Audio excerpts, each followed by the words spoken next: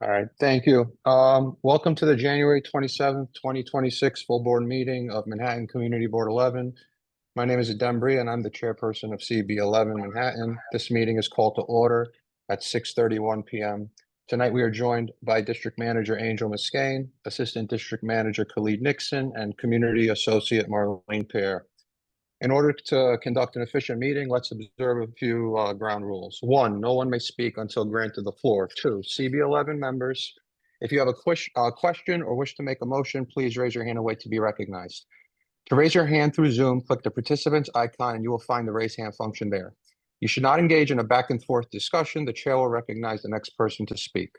The chat should not be used to discuss or pose questions about agenda topics. All such remarks should be made on the record.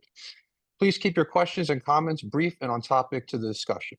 Members of the public can register to speak in the public session by completing the registration form and providing your name, affiliation, and the topic of their comments. You can register at this, tonight on the online registration form. We do not have a sign-in table, obviously. A link to the online registration form has been shared in the chat. This link is also accessible from the meeting agenda. Registration for public speakers will close at 7:15 p.m. We will now take, excuse me, before I do that, I think all the members have gotten my emails. I see a lot of you have your cameras on, maybe all of you. That's going to, I would advise everyone to have them on tonight. I'm pushing for this rule to have our cameras on, to be present and able to participate, to go into effect February 1st. I've not been given the sign off on that. It's possible that, that wouldn't be counted tonight, but I strongly advise that you do have your camera on because I can't make any promises that you won't be retroactively marked absent. Nye, let's briefly, I see your hand. You're recognized. I'm just asking, Chair, if we have to have a human break, what should we do? Because I usually turn mine off. Right. In my email, I referenced that, but I'm happy to say it again. Yeah. So like if you were to attend in person, if you had to step out to use the restroom, if you were physically there, you are welcome to do that here as well. And if you want to shut your camera off while you step out of the room briefly, you are welcome to do that. Okay. And I'll keep reminding everyone of these rules in the next month or so we get used to it. And if you ever have questions, you can always ask me as a reminder. So sorry for that, but we will now take attendance by roll call. Is our secretary on? And if not, then I'd ask Angel to do it. I am here. Okay, Can you Rosa. hear me? Yes, we do. So you could take the roll, please. Awesome. Thank you. Good evening, everyone. Please listen for your names. Again, as the chair said, you have to have your cameras on and you have to say present. And if you're having technology obviously difficulties, please let us know in the chat. Jose Altamirano. Present. Fernando Alvarez. Fernando Alvarez. Absent, Adem Brija. Present. Marie Charles. Marie Charles. Absent. Leslie Colon. Present. Thank you. Carlos Diaz. Present. Thank you. Rosa Diaz is myself. Jessica Elliott. Present. Thank you. David Giordano. Present. Thank you. Ada Gizari. Ada Gizari. Absent. James Gray. Present. James Gray. Present. John Green. Here. Thank you. Chancellor Gregg. Present. Thank you. Wanda Hopkins. Wanda Hopkins. Absent. Kyoka Jackson. Present. Thank you. Christina Johnson. Present. Christine, thank you. Please listen for your names. Jewel Jones. Present. Thank you. James Kemp. Present. Thank you. Sage Mason. Present. Sage, Thank you. Malik McCullough. Malik Present. McCullough.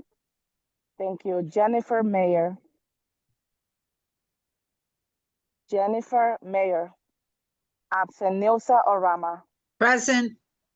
Thank you. Beverly Pabon. Beverly Pabon.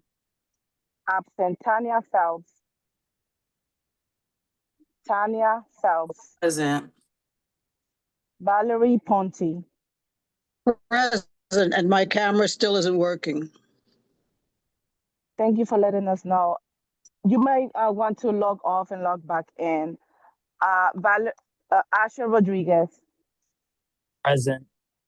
Thank you. Dawn Sanders. Present. Xavier Santiago. Present. Thank you. Janelle Satija. Present. Russell Schuller. Russell Schuller. Absent. Loretta So. Present. Thank you. Derek Stampone. Present. Thank you. Vincent Torres. Presente. Marie Vasquez. Present. Thank you. Jason Villanueva. Jason Villanueva. Absent. Hilda Vives Vasquez. Hilda Vives Vasquez. Absent. Nye Whitaker. Present. Thank you. Agatha White. Present. Thank you. Michelle Wilshire Clement. Michelle Wilshire Clement. Absent. Jason Wu. Jason Wu. Absent. Back to you, Chair. Hi, Rosa. Ada, I'm here, but I got disconnected when you called my name. Oh, okay. Mark for the record, present. Thank you. Back to you, And Chair. we have a quorum? Yes, we do. Okay, thank you. I'm gonna just say this again, since it's new. If you're having technical difficulties and you're online, you can directly message one of the staff in here. I do my best to help, but it's gonna be difficult for me to do it and run the meeting simultaneously. Again, your cameras, unless you're taking a brief break and stepping out of the room, they need to be on, not just when you're participating and speaking, they need to be on generally. We're not going to be like, oh God, it was off for a second, but just so you know, and that'll be Rosa keeping an eye on it. All right. With that, we will move to the adoption of the agenda. The agenda for tonight's meeting was distributed ahead of time by the board office. I'm sorry that it went out a little late, but I was waiting to make the call on whether this would be virtual or not. Generally speaking, we'll have them out sooner. And it was posted on our website meetings calendar. It was posted there earlier, then it went out to members. If there is no objection, we will adopt the agenda as stated. Board members, if you object to adopting the agenda, you may raise your hand and wait to be recognized. I will say also, I've asked Angel to notify me if the Manhattan Borough President signs on. If they do, if everybody's okay with it, I will let them speak when they sign on. Obviously, if somebody has the floor, we'll allow them to finish first, okay? So if I don't have any objections, then all right, seeing no objections, the agenda for tonight's meeting is adopted. We're gonna now move to the public speakers session. I'm just gonna make one statement so everybody knows, because I see there might be it might come up now. The public speaking session is for members of the public. That does not include the representatives of elected officials. They have their own portion of the meeting to share any updates or presentations or comments. As I've notified all of their offices, and I believe I've told the board members, that portion of the meeting will now be going toward after new business, okay? Just wanted to repeat that. So now we'll head into the public speakers. So a few ground rules for those wishing to speak. You must sign up to speak, providing your name and affiliation. You will be allowed 3 minutes to speak, and we will politely interrupt you once your 3 minutes is up. You should address your testimony to the board, not the public. You should speak clearly and into the microphone. You should be prepared to respond to board member questions. in order to clarify the facts and opinions presented in your comments. Board members should only ask clarifying questions. Commentary will not be entertained.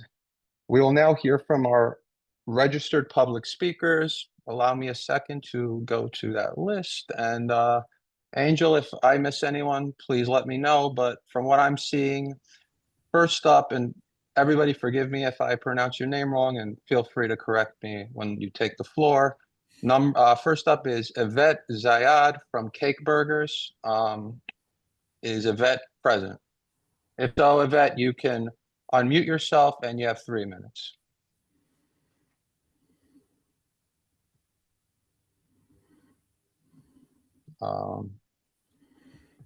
Okay, I don't know if I see her. I don't see it at all. Okay, then we will move on, and if they do sign on, we will circle back. Okay, then next up is Timothy Harrell from the NYC Civilian Complaint Review Board. Timothy? Yes, good evening. My name is Timothy Harrell. I am the Manhattan Outreach Coordinator for the New York City Civilian Complaint Review Board. As you may or may not know, we are a New York City agency, separate and independent from the NYPD.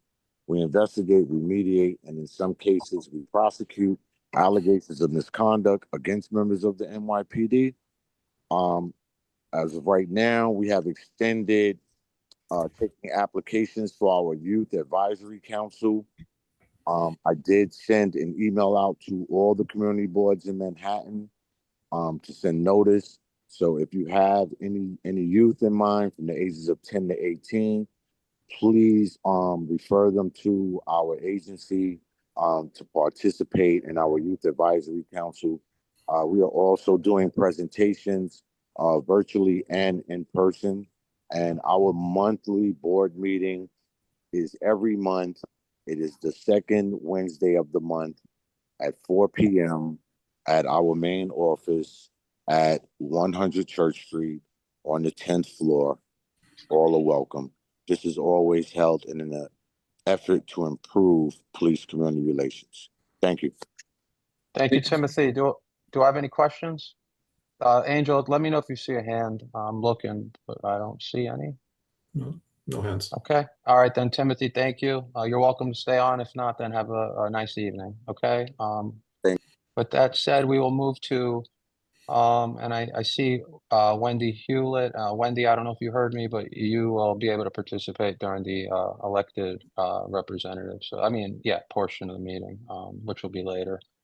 So we'll move to Tony LaBarbera from the Social Mobility Journal.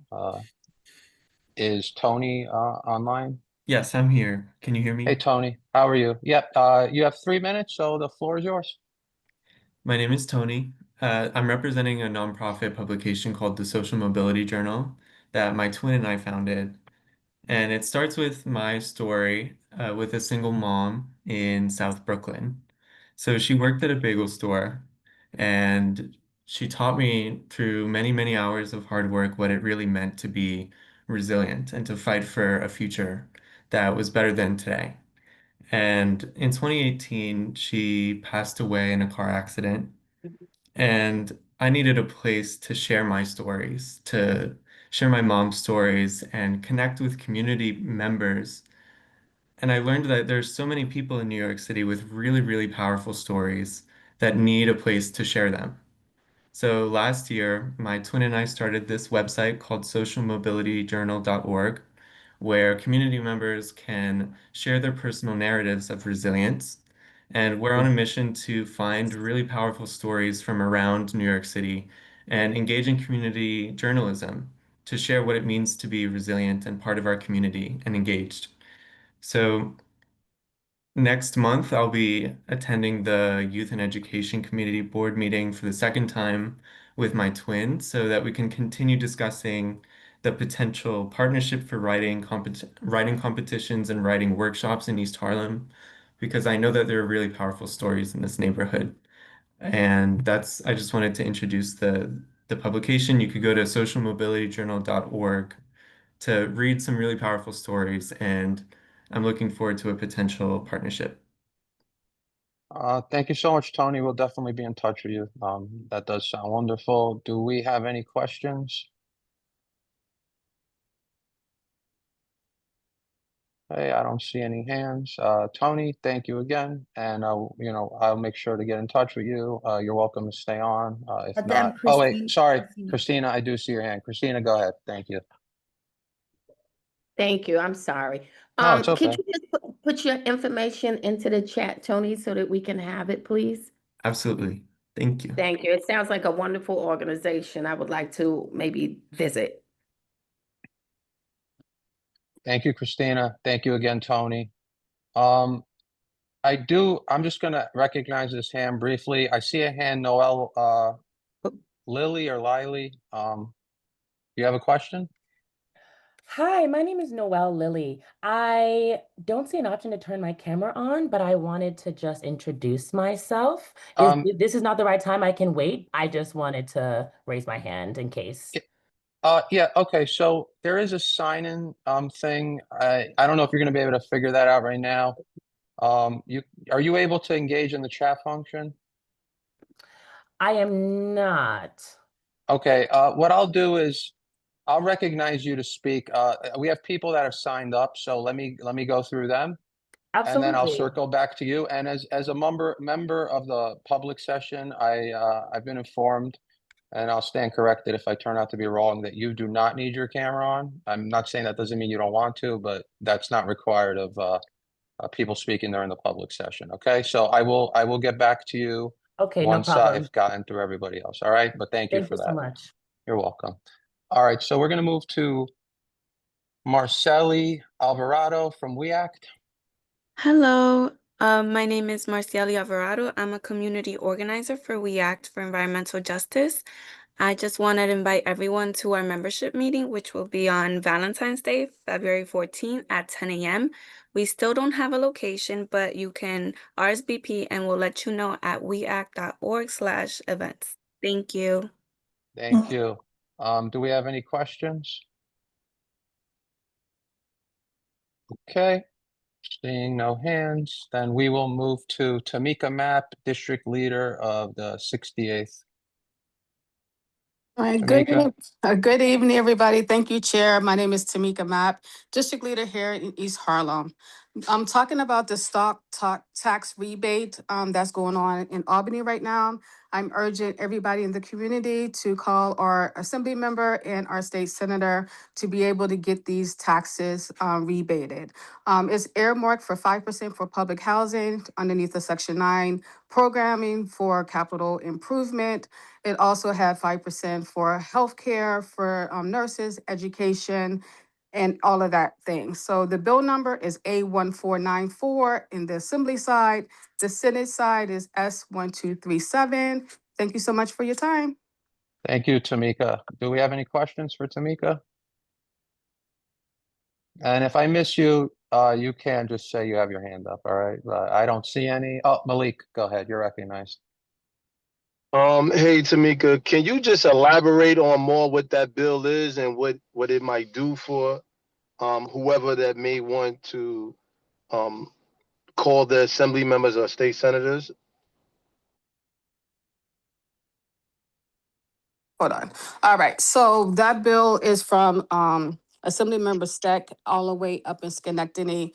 Remember, we always had a stock transfer tax on the books, but it got repelled to give the, welfare, like Wall Street, people who have like high net bonds and stuff like that. We stopped collecting that tax. So Senator Steck up in Schenectady said that he wants to go ahead and do it. He connected with RPPH, which is Residents to Preserve Public Housing, and he put in 5% earmark for these monies to be collected for our public housing throughout NYCHA. Because, downtown, they have like, they're about to go through demolition. In our community, we have RAD and PAC programs in different ways. And this is the way to keep our public housing public without going into private development. Thank you. Thank you for the great question, Malik. Thank you, Tamika. Beverly, you're recognized. I see your hand. Thank you, Chair. Thank you, Tamika. Can I be heard? You're heard. Okay, for the presentation, so with this tax, how does this affect the programs of PAC and RAD that some of our NYCHA buildings are in? Right now, it's only earmarked for Section 9. So it won't affect, it won't impact or provide any additional funds unless they put it into that bill. Because right now, it's just only for to save Section 9 portion of it. So does that mean that the buildings that's in PAC and RAD are not able to benefit from this package, this bill?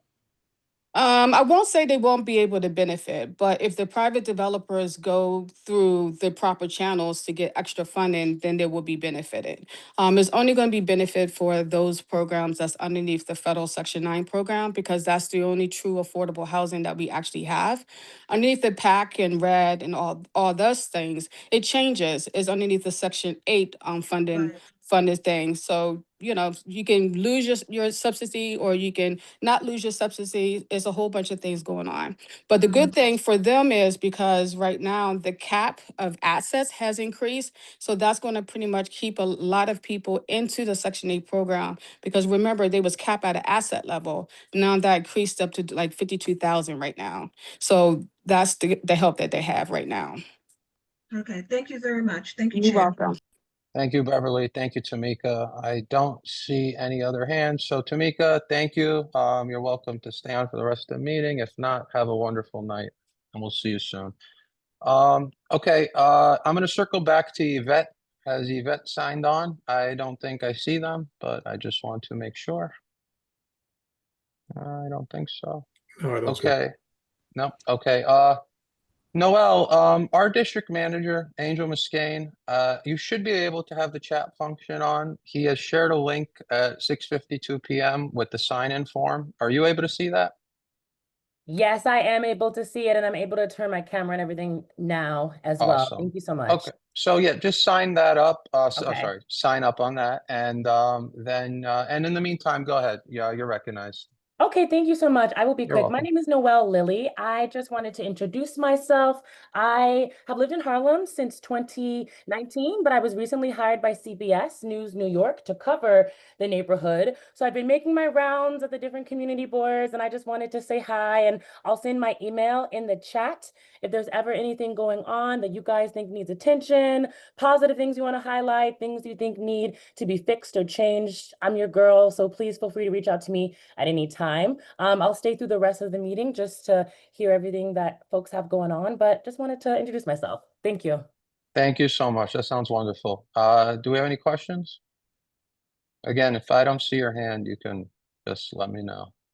Okay, I don't see any hands. Noelle, we look forward to being in touch with you, and thank you for staying on with us. Thank you so much.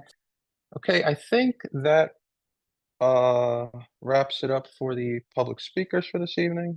So with that said, we'll now move to our elected officials reports. So we will now hear from our local elected officials. We ask that the elected officials or their representatives complete the registration form if they wish to give a report. A link to the form has been shared in the chat. The link is also accessible from the meeting agenda. Please keep in mind that per our new agenda format, only elected officials will speak during this portion. Their representatives will speak after we conclude new business, and their representatives must have their cameras on and be visible in order to share their report. We ask that any event service literature be sent to our office so that we may post it and share it as appropriate. Please keep your report to 3 minutes and be mindful not to repeat what others have already mentioned. Angel, have any elected officials signed up to speak? No, I don't see any elected officials registered. Okay, thank you. Then we will move on to our Borough President's report. Borough President Hoylman Siegel's office will now give their report. I believe I see Porfirio and Marielle on from there. So thank you, Adem. you're both recognized. Thank you. Yeah, so this is Porfirio Figueroa, the Deputy Director of Community Affairs. However, I will yield my time to our new Director, Marielle Ali.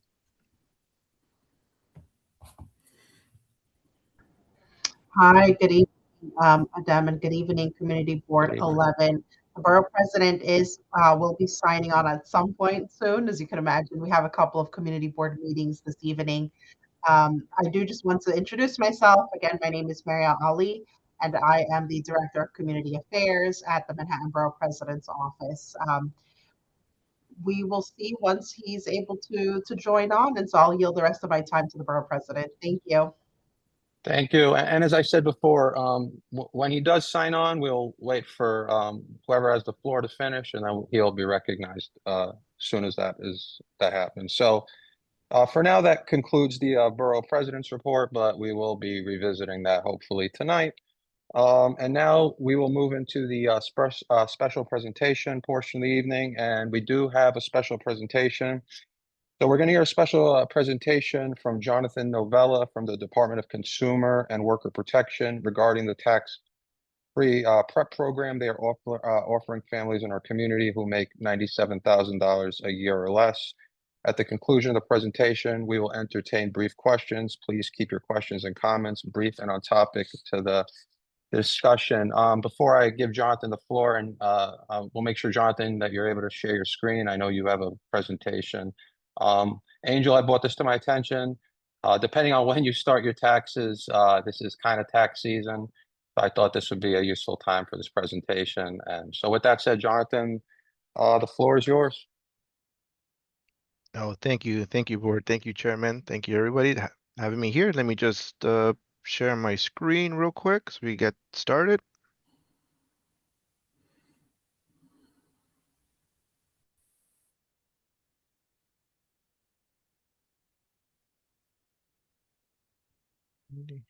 Perfect. Okay. Thank you, everyone. My name is Jonathan Novella from the Department of Consumer Worker Protection. Today, I'm going to talk real quickly about the New York City free tax preps and our New York City Financial Empowerment Centers. So just a quick statement. Department of Consumer Worker Protection provides fundamental and worker protection and financial empowerment programs across 5 boroughs. We dedicate to ensure consumers who have been exploited or deceived have a path to financial resources. You might have heard of us more recently in the news back in December when we had a settlement with Starbucks and our worker protection with $38.9 million. And in settlement, and out of that, 35.5 in restitutions, especially now with the new administration. You probably hear a lot of us with the junk fees. We're trying to tackle that. We're here for you guys. If you guys have any workers complaint, consumer complaint, you can always come through us and we'll begin the investigation. But the first program I do want to talk about is our New York City Free Tax Prep. New York City free tax preparers are trusted professionals that provide this service for free. Our preparers are trained to ensure that you are claiming valuable tax credits like child tax credits and earned income tax credits. To file for free using the NYC free tax prep, generally families have to have an income of $97,000 or less, and single filers who have an income of $68,000 or less. However, sites may vary and offer higher income thresholds. Always be sure to visit nyc.gov/taxprep and look for our map for the location near you, and providers can complete returns to all taxpayers regardless of immigration status. At the end of the presentation, I'll include all the links on the chat to our map and to our website, so you guys be easier to go through there instead of writing down the websites I'm talking about. All right, so many different ways to file with this program. You could do an in-person tax prep if you feel more comfortable talking to, one-on-one, sit down with individuals, definitely a great way to do it. Let's say you're busy. We have the drop-off service. I know most of us have work, have to pick up our children, have to cook, maybe taking care of our elders. You can always drop off your documents at the location and pick it up at a later time. Or a virtual tax prep. Look at us right now. The weather is horrendous outside. We're able to do this meeting virtually, and they can help you out, without leaving the comfort of your home. Now, we also have self-assisted preparations. Now, if you guys want to tackle it yourself, you can always call one of the preparers or email them to assist you if you have any help if you want to try this on your own. All right, so you got your appointment. What do you need to bring? So one, you have to bring your photo ID, which just includes your ID NYC, your tax ID for you, your spouse, your dependents, which includes a social security number or an individual taxpayer identification number. Proof of income, which includes W-2, 1098, 1099, or income or expenses records if you are self-employed. Childcare expenses. Bank and routing numbers for direct deposits for your refunds, and the signature of both spouses if you joint returns. But very important, make sure you do have your bank account routing number. The quicker you use that method, the quicker you'll get your tax return within 2 to 3 weeks. And I do want to note that the IRS is ending paper checks for federal refunds. So we'll talk more about that in one of the other slides where we can help you out, ways to open an account through the city. Volunteer preparers speak many different languages. The NYC Free Tax Prep offers services in 13 languages across its network. When a site does not have an on-site language capacity, providers will use an IRS-approved over-the-phone interpreter service to support the appointment in any of the language needed. Now, before you do make an appointment on the web, on our website, on the map, it will show you the language they provide. And I understand, people, maybe English is not your first language. Some people speak Spanish, Arabic, and a lot of these providers do speak that language. And then, you feel more comfortable, especially if you have more questions when it comes to taxes. So all of these services are available to you guys. Now, the second program I'd like to talk to you about includes for self-employed. If you're a freelancer for hire, vehicle driver, gig worker, or small business owners, or you have an income from any of those types of employments, you can file taxes and estimated tax payments quarterly with the New York City Free Tax Prep can help you with that. Access free year-round resources, including an in-person specialized tax prep or one-on-one consultations. Get help completing federal and New York State annual filing and quarterly estimate tax filing and tax assistance specific to your business. Now, you must earn $97,000 or less for families or $68,000 or less for single filers with a business expense of $250,000 or less.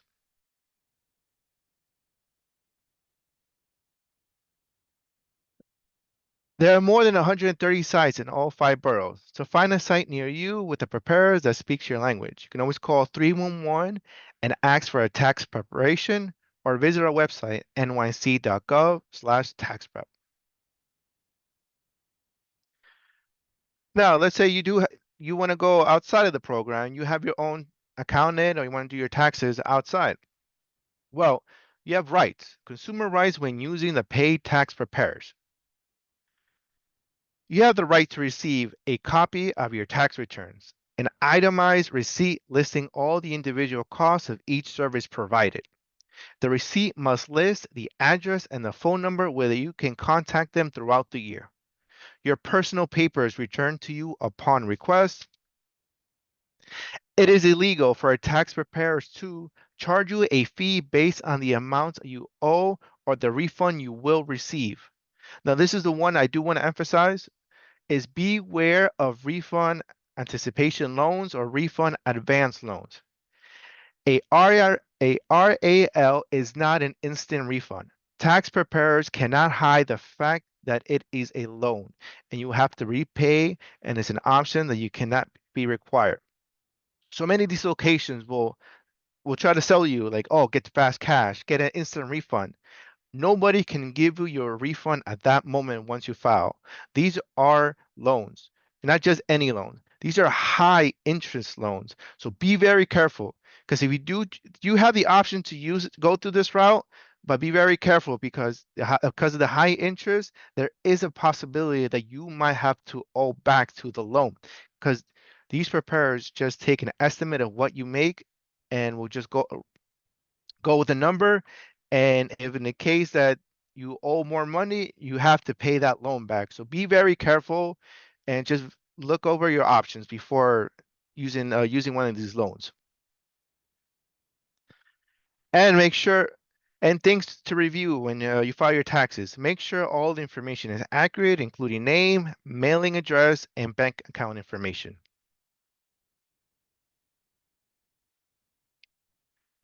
And like I mentioned, as of September 30, 2025, the IRS began to phase out paper tax refund checks for individual taxpayers and to extent allowed by the law.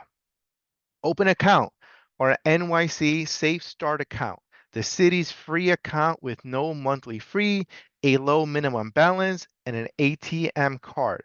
Visit nyc.gov/safestart or call 311 to learn more information to open an account today. And like I mentioned, definitely try to do direct deposit. It'd be a quicker way to get your refund back as soon as possible.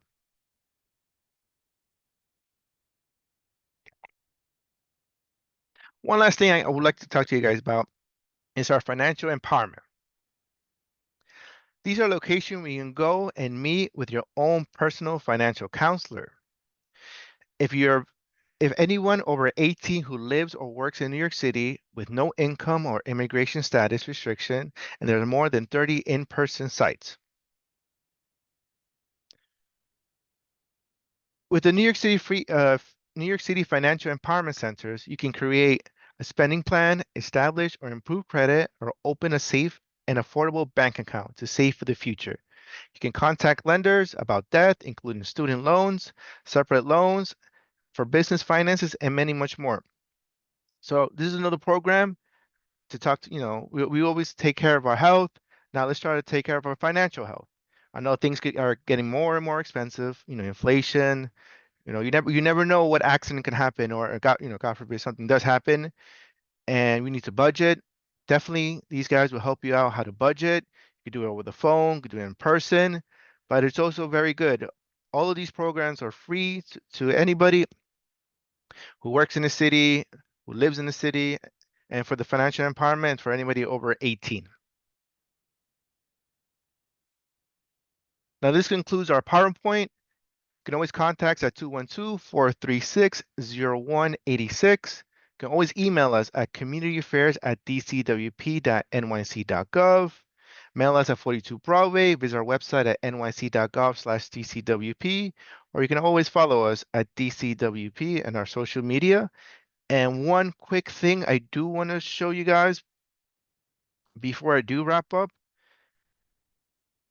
is our map. Let me see if we can do it.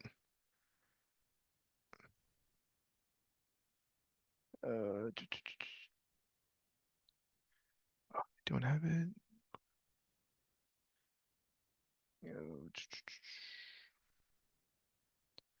Sorry, give me 1 second. Take your time. Yeah.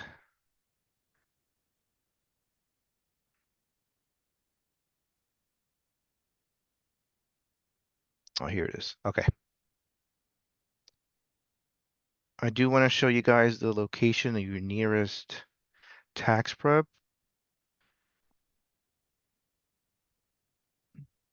There you go.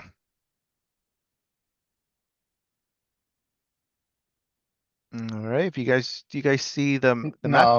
No, we don't Yeah. see it. You don't see it? 1 second. I don't know why I didn't go through. Oh, now? Yep, we see it. Yep. There we go. So definitely just by the map alone, you can see many different locations across the city. One location I did want to point out is your district, which is East Harlem. The easiest way, if you don't have the link, just Google DCWP free tax map, and this is the first link. And you can see here different places you guys can go. One I did highlight was Urban Upbound on 335 East 111th Street. On the left side, you can see the types of ways to make an appointment, types of services, their phone number. You can schedule online. You can their schedules, the income limits, the languages, and any specialized what they focus on. So please take advantage of the program. Take advantage of the map. One thing I did want to mention: the yellow marks are the ones for self-employed. So please use a program, save a good $200, $300. Trust me, I've used an outside accountant, and I'm always dropping 200, 300, and that could have been saved in my pocket. Well, that's all I have for you guys today. Please use the program. It's all funded. They're trusted. Now get your tax returns, guys. Thank you, Jonathan. Thank you for a great presentation on a great program and at the right time. Before I take some questions, I know you put up a general email, and I'm not asking you to share your email with everybody. I don't want you to get bombarded, but I do have your email. If some board members have questions that they don't ask tonight, would it be okay if I route those to you? Yeah, Directly? if Okay. you guys were able to get the email from the PowerPoint, it goes to our general inbox. I normally the one that look over that. Okay. But if you guys have emails, yeah. Also, if anybody's interested that's on this call, I'm always available to do these presentations. You know, our effort right now is East Harlem. I did want to do a quick shout out on February 10th. I will be at the East Harlem Public Library tabling as part of our efforts to get the word out to everybody. Okay, thank you. All right, so I see 4 hands, so we're going to do 4 questions, and we're going to keep it to 4, hopefully, so we can move things along. So first up, Dawn, the floor is yours. Thank you so much. Thank you for your presentation. I thought that was really helpful. I just want to come back to something that's kind of been on my mind. You said that these are available to people regardless of their immigration status. I understand that some people are concerned about, you know, when they file this information, will that information be used to track them down based on the fact their immigration status is not secure, right? So how do you guys have lawyers? Do you help people feel more comfortable sharing that information that goes to the federal government regardless of their immigration status? Or have you, you know, have you noticed anything? I worry about that for folks. No, definitely. Unfortunately, we do live in these times, and the most we can advise people is go to a lawyer, and they would advise you what is the best and most secure step for that. We do always tell people, you know, go to I think it was Legal Society, Legal Aid. They can help you out and to make the best decision for yourself. And if you do want to file taxes and don't have the identification, some of these locations do help you out with that. But when it comes to that, with everything that's going on, just do what is best for yourself. That's the best I can say. Thank you. Okay, thank you, Dawn. Thank you, Jonathan. Nye, you're recognized. Thank you. Sorry if I'm off camera. I was eating. Just We a quick see you. question. Thanks. Just a quick question. Thank you so much for the presentation and for sharing with us these locations and letting us know about the tabling. But following on what Dawn said, a lot of this requires people to come to your organization. So I'm just curious as to whether or not your organization has thought about kind of coming up, you know, especially in a place like East Harlem, to make people feel safe and having days where you could be available to go to different, you know, storefronts or restaurants or small businesses, to make yourself available to those individuals who may feel unsafe coming to your organization or to these sites, kind of bringing the services to them. And so I was just interested to know whether or not that was something your organization provides vis-a-vis directly or through partners. No, yeah, thank you. Most of our community outreach involves with our partners, and that's why I always try to contact partners in different locations. Like for me, I'm in charge of East Harlem and North Queens, and it definitely is the best way to communicate with people. And regarding the safety of information, we are a city. We're run by the city, so nothing regarding immigration information does go to the federal. But unfortunately, when it comes to taxes, and you know these are federal taxes, and as of what I know of more recently, that information from the IRS isn't shared with other federal agencies. But like I mentioned, just for those who are impacted the most from this, just talk to a lawyer and just make sure you're advised and making the best decision. Chair, I'm sorry. I just want to follow up. Jonathan, sorry. I just wanted to follow up on the question, which was, is there opportunities for tax preparers to go to sites? In other words, go to restaurants, go to a school where parents maybe go to a place, in other words, bringing the service to them, so that they do feel safe sharing that information. Because a lot of, I know, our people who are working may not be able to get off of work or may not have childcare after hours or on weekends to come. So I was just curious as to whether there were any plans or conversations or possibilities to bring the service to the people as opposed to waiting for the people to come to the service. So No, I definitely understand. Uh, Coming directly to business, it does get difficult. You know, there's so many businesses around the city. A lot of these nonprofits that do work with us, they do work with elected officials, assembly members, council members, and normally they open up for certain days. And I know some of the libraries, I know the map isn't fully updated, but I know throughout the city, like libraries, other local locations and that help out. But as much as we'd love to go to door and bring the service to them, it can be difficult with the amount of people in New York and the limited tax preparers that we do have.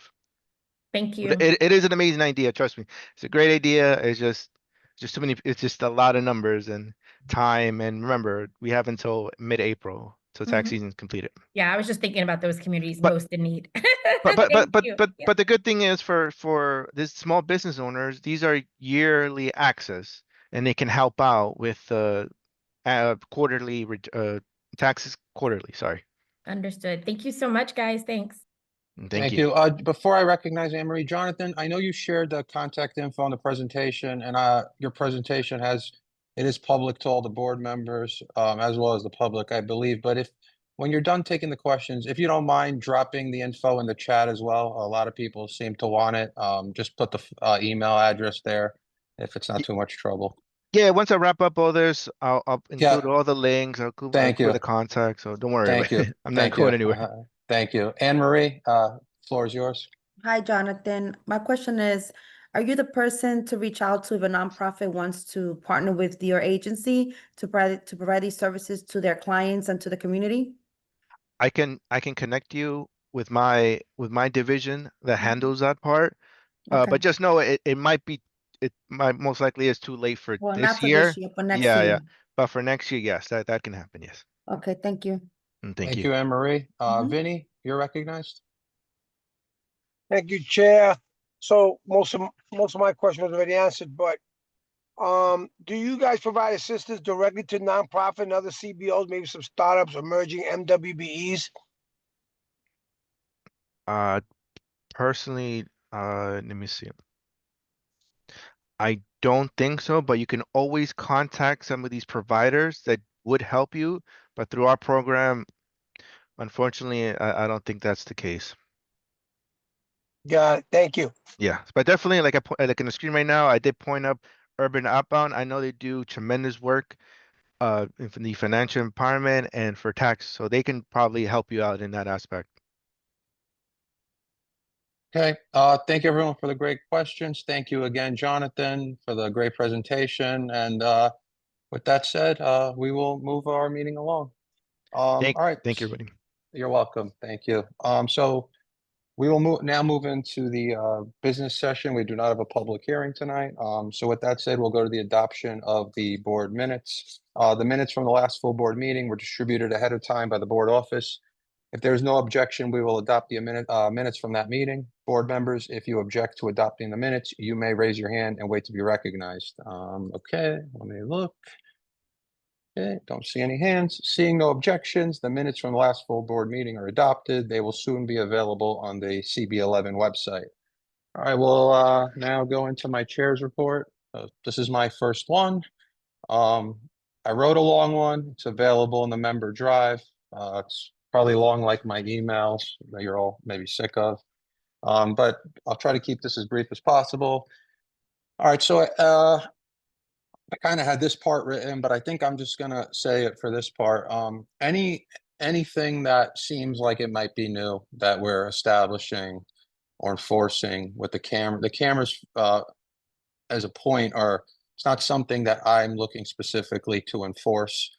This is coming from the Manhattan Borough President. I happen to agree with them making the boards follow this. I think that it does make for better meetings. I do understand that there are challenges for members, and I understand that this is something new. That's why I pushed for us to not have that go into effect till February 1st to kind of give us a bit of a leeway. I will just though reference our economic development meeting from last evening, which like tonight was virtual. And I believe every member had their camera on, and it was one of the better economic development meetings that I've been a part of, and it went really well, and I felt that everybody was super engaged. Some of these other things you've heard of, so to help establish grievances, interpret the bylaws, we've established a new board oversight committee, which will hopefully be meeting Thursday. The agenda, I believe, has been published for that meeting. Already know the committee members, but I'll say them again because I have gotten questions about that.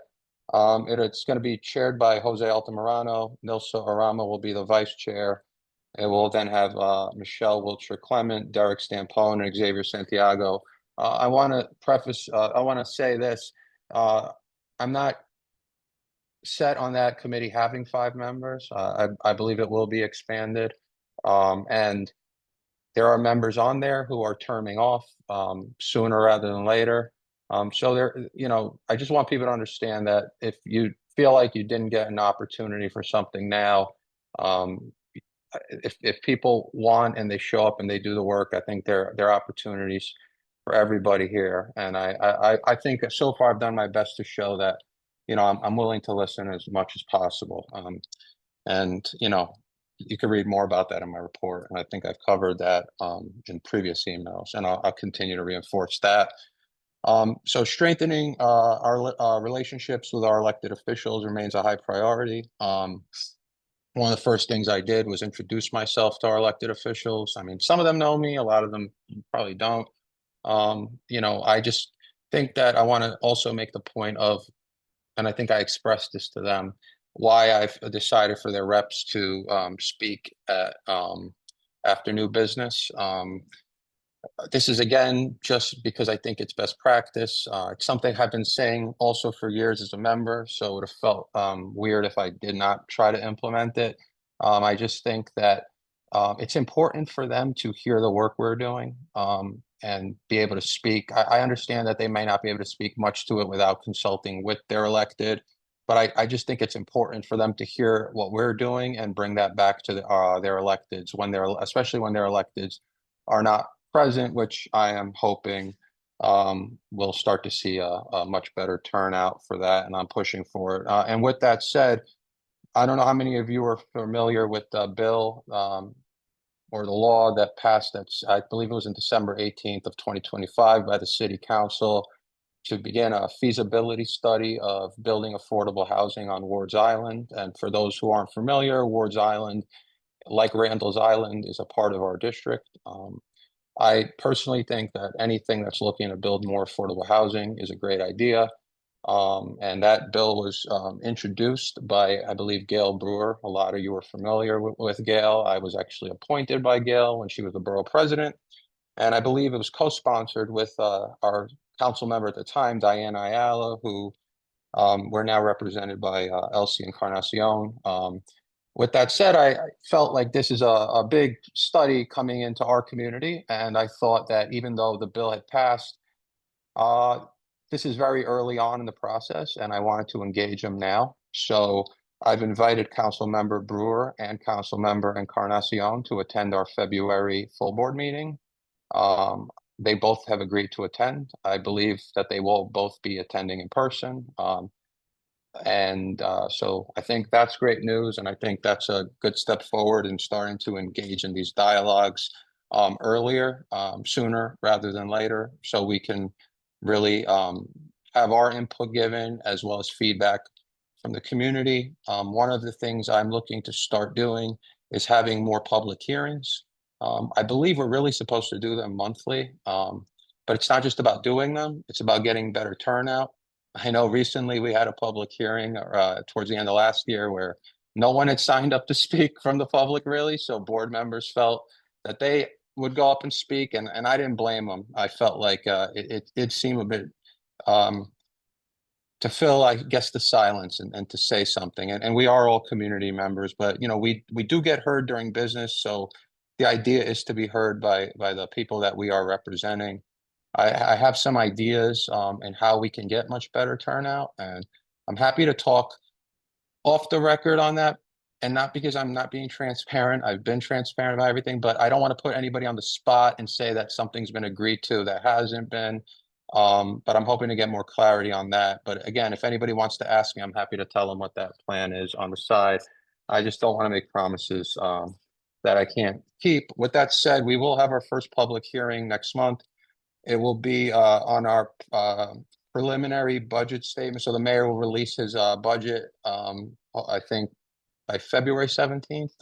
It'll be a little later than usual because we have a new mayor. And then we're going to give our statement on that. And because it got pushed back with the mayor, I think we get to comment a little bit later. And I thought it would be useful to have the public come in and see if they were, play a part in shaping our statement of how they felt. As the housing chair, as of last month, I think it was, NYCHA and housing in general remains a top priority of mine. I'm actually in the process of working on setting up a meeting with the CEO of NYCHA. I have Brian Honan from NYCHA helping me try to set that up. I'm not a fan of even taking a lot of, I'll do it when I have to, but most of the meetings I'm trying to take, even when they're not at the board, I'm trying to include as many people as I can. I'm hoping to do that meeting with our housing chair, our housing vice chair, our board vice chair, and our district manager, Angel Muscane. And then obviously, I'm hoping the outcome of that meeting is that we can start to get not only the CEO, but reps to our meetings to engage on a regular basis.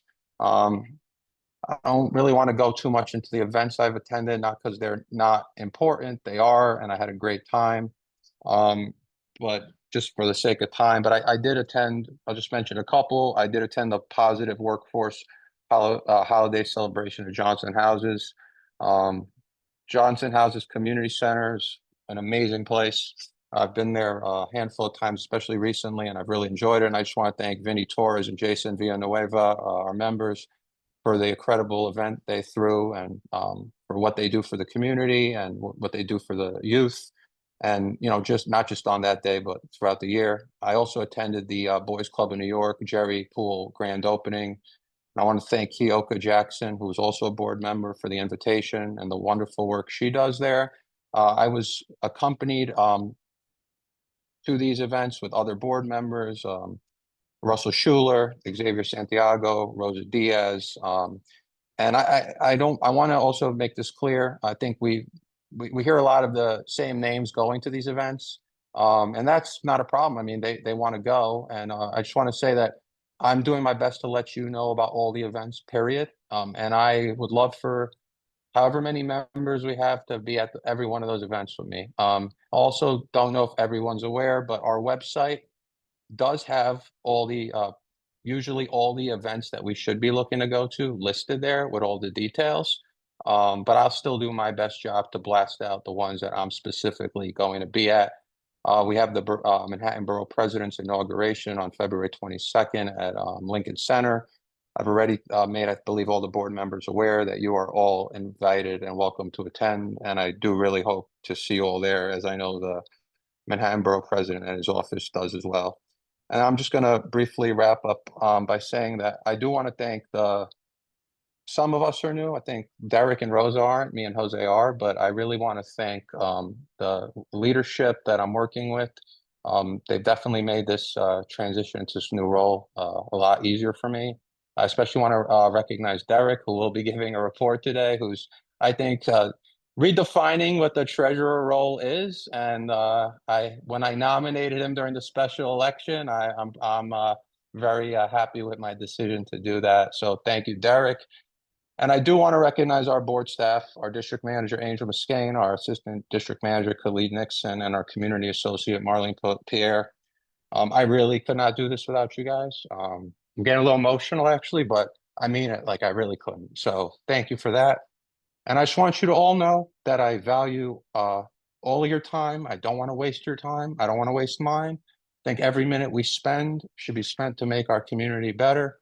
I know that we've had some contentiousness. Makes sense with elections. Things are competitive, emotions run high. Not saying that's the only reason. There were emotions. I just said, I'm trying to say I understand it.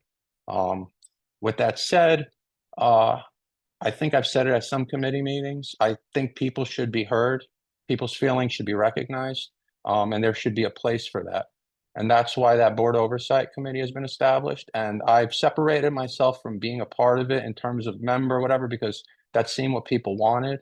They felt maybe the chair position, not anyone who did it necessarily, that there was too much unilateral power in that position. And I happen to agree with that. And so I'm trying to make this more of a holistic approach. But with that said, if I feel that that isn't the space that I intended it for it to be, or members express that, then we will reevaluate it. And just because you are not on that committee does not mean you don't have input into what that committee does. You are, like all meetings, welcome to attend. And if you are a board member, there's always a seat for you at the table, at the meeting. You just won't be able to vote, but you have a seat at the table. I know some members don't know that. You do.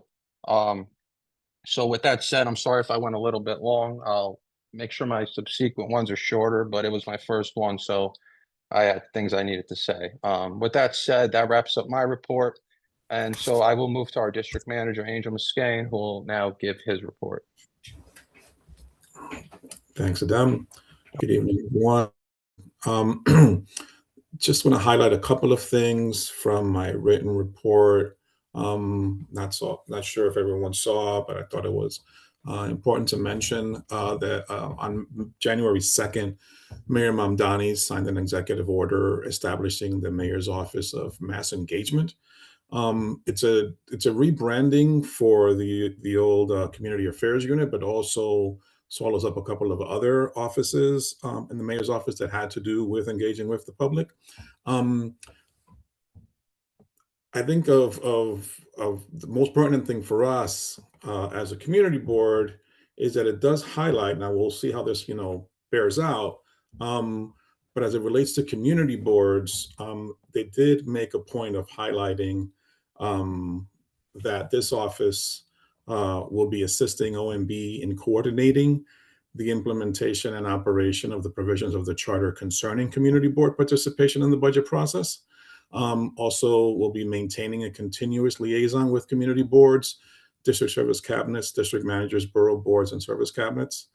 And we'll be providing training and technical assistance for implementation of the appropriate charter provisions relative to community boards, district service cabinets, district managers, and city agencies. Now, all of this stuff already exists in the charter, but what's been the reality, and under the more recent administrations, is there's been less and less coordination, less and less cooperation, less and less engagement with community boards, and less support for community board officers. So perhaps I'm being naive, but I'm trying to look optimistically on the point that the mayor made in including this in this very early executive order, and hope that it does bear out to be that we're going to have this level of engagement with community boards so that your work and your efforts are better supported, and that we can be more successful in the things that we push forward.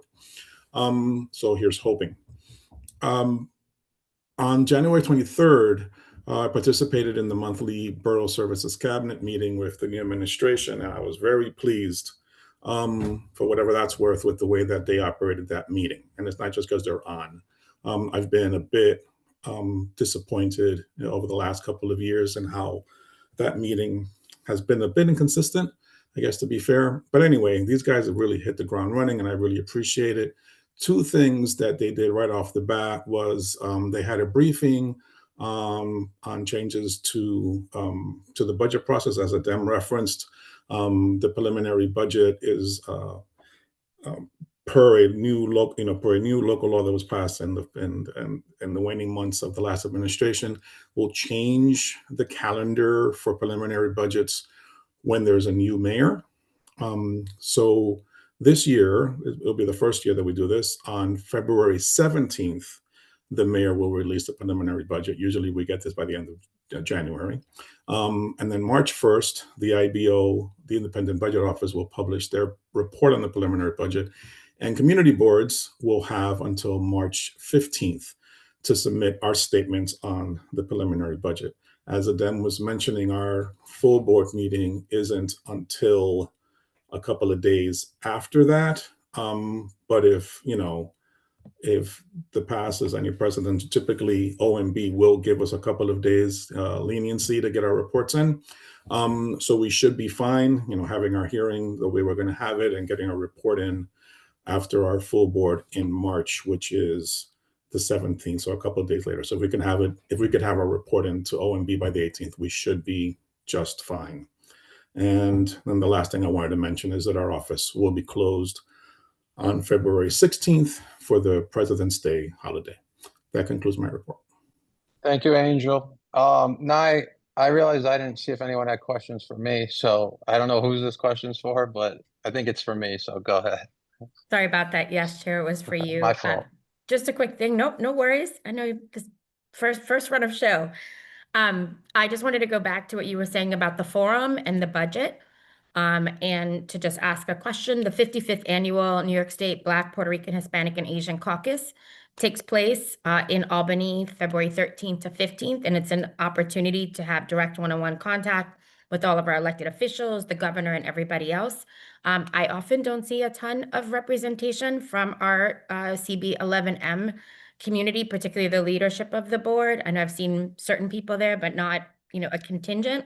And so I just wanted to ask Chair whether or not there was an opportunity for us to engage. Of course, it's at everyone's own cost, but to engage in some participation, because I do think the conversations and the information that will be presented there will be helpful to our forum and also our input on potential priorities for the budget as it relates to the city, the state, and our community. And so I just wanted to raise that as an opportunity for us as board members to get engaged and or for there to be presentations as part of the forum to share out, what took place to keep our community members who are not able to make it to Albany engaged and involved and informed. So thank you. Thank you. That sounds wonderful. We could talk about that more. And I don't know what my schedule is like, but we'll see. But hopefully some people can attend. Xavier, I see your hand up. Yeah, thank you so much, Adem, and thank you, Nye, for mentioning that. The past couple of years I've been able to attend, and it is a wealth of knowledge and contact for networking and bringing our issues to the forefront. So really appreciate you bringing that up. Okay. Thank you, Xavier. I don't see any other hands, so I'm going to see if our vice chair wants to give a statement or say anything. So Jose, you're recognized. Vice Chair, wow. Hey, everyone. Just saying hello. Hope everyone's nice and warm. I was supposed to fly back on Sunday, and of course, as you would figure, that didn't happen. I just got a flight back for Thursday night. Something is something. Just wanted to say hello. Hope everyone is doing well. I also wanted to, talk to everyone. Obviously, this is a community board, but part of it is being community, and we look forward to having you all kind of getting to know each other a little more, being more friendly with each other. I think the work is necessary, the work is good, but it could also be enjoyable. We could enjoy each other's company while we're doing it. Doesn't have to be an issue. I think the work can benefit from a little more of enjoyment place, right? We can do both things at the same time. We're also asking for a lot of structured things, as you see these cameras, which is something new. We're getting a lot of emails from everyone about asking why, but it's just what it is, right? So we're hoping that everyone complies, with the situation, attendance, and all these other things. So we look forward to working with everyone. It will be enjoyable, hopefully, for all of us. And, we're very available. So if you need anything, we're here. Thank you. Thank you, Jose.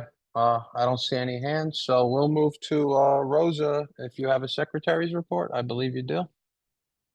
Good evening, everyone. Of course, every single month I do a report. Mostly it's informational and for your awareness. This month, it will be on the role of the community board member, because we voluntarily sign up and fill out the application, and then, we get elected. You serve for 2 years, and currently right now you're able to reapply. The deadline is Friday, February 27th by 5 p.m. Members are expected to serve on a minimum of 2 committees and obviously 1 monthly meeting like today. Members are expected to be active, involved, and maintain a record of good attendance. Again, submission for your application to become a community member by February 27th at 5 p.m. I'm sure you all got the emails already from Angel. And reminder, attendance if a member is absent for more than 3 days, well, actually 3 days for full board, you will be receiving an email from me.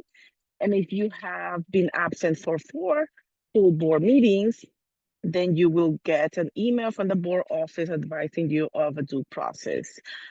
If you are unsure of your attendance, please let me know. I am available. I'm going to put my email on the chat, but everyone should know it by heart by now. And another reminder, last one I promise, if a member cannot attend in person due to a qualifying disability, you must submit a request for remote participation, have your camera on, and be a participant during all the meeting. Again, please, please, please let your chair know. And again, I will put my email in the chat if you are not aware. And if you have any questions, again, please email me. I am available. Thank you, Chair. Back to you. Thank you, Rosa. I don't see any hands, so we will move to the treasurer's report. And I know Derek has one, so Derek, you are recognized. Good evening, everyone. Am I able to share the report or Khalid? Go ahead, Derek. All right. Second.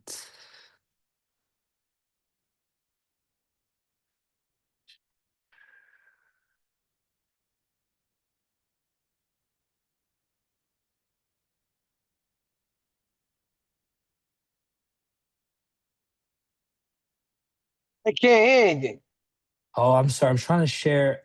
I'll just talk through it. The report is in the meeting minutes.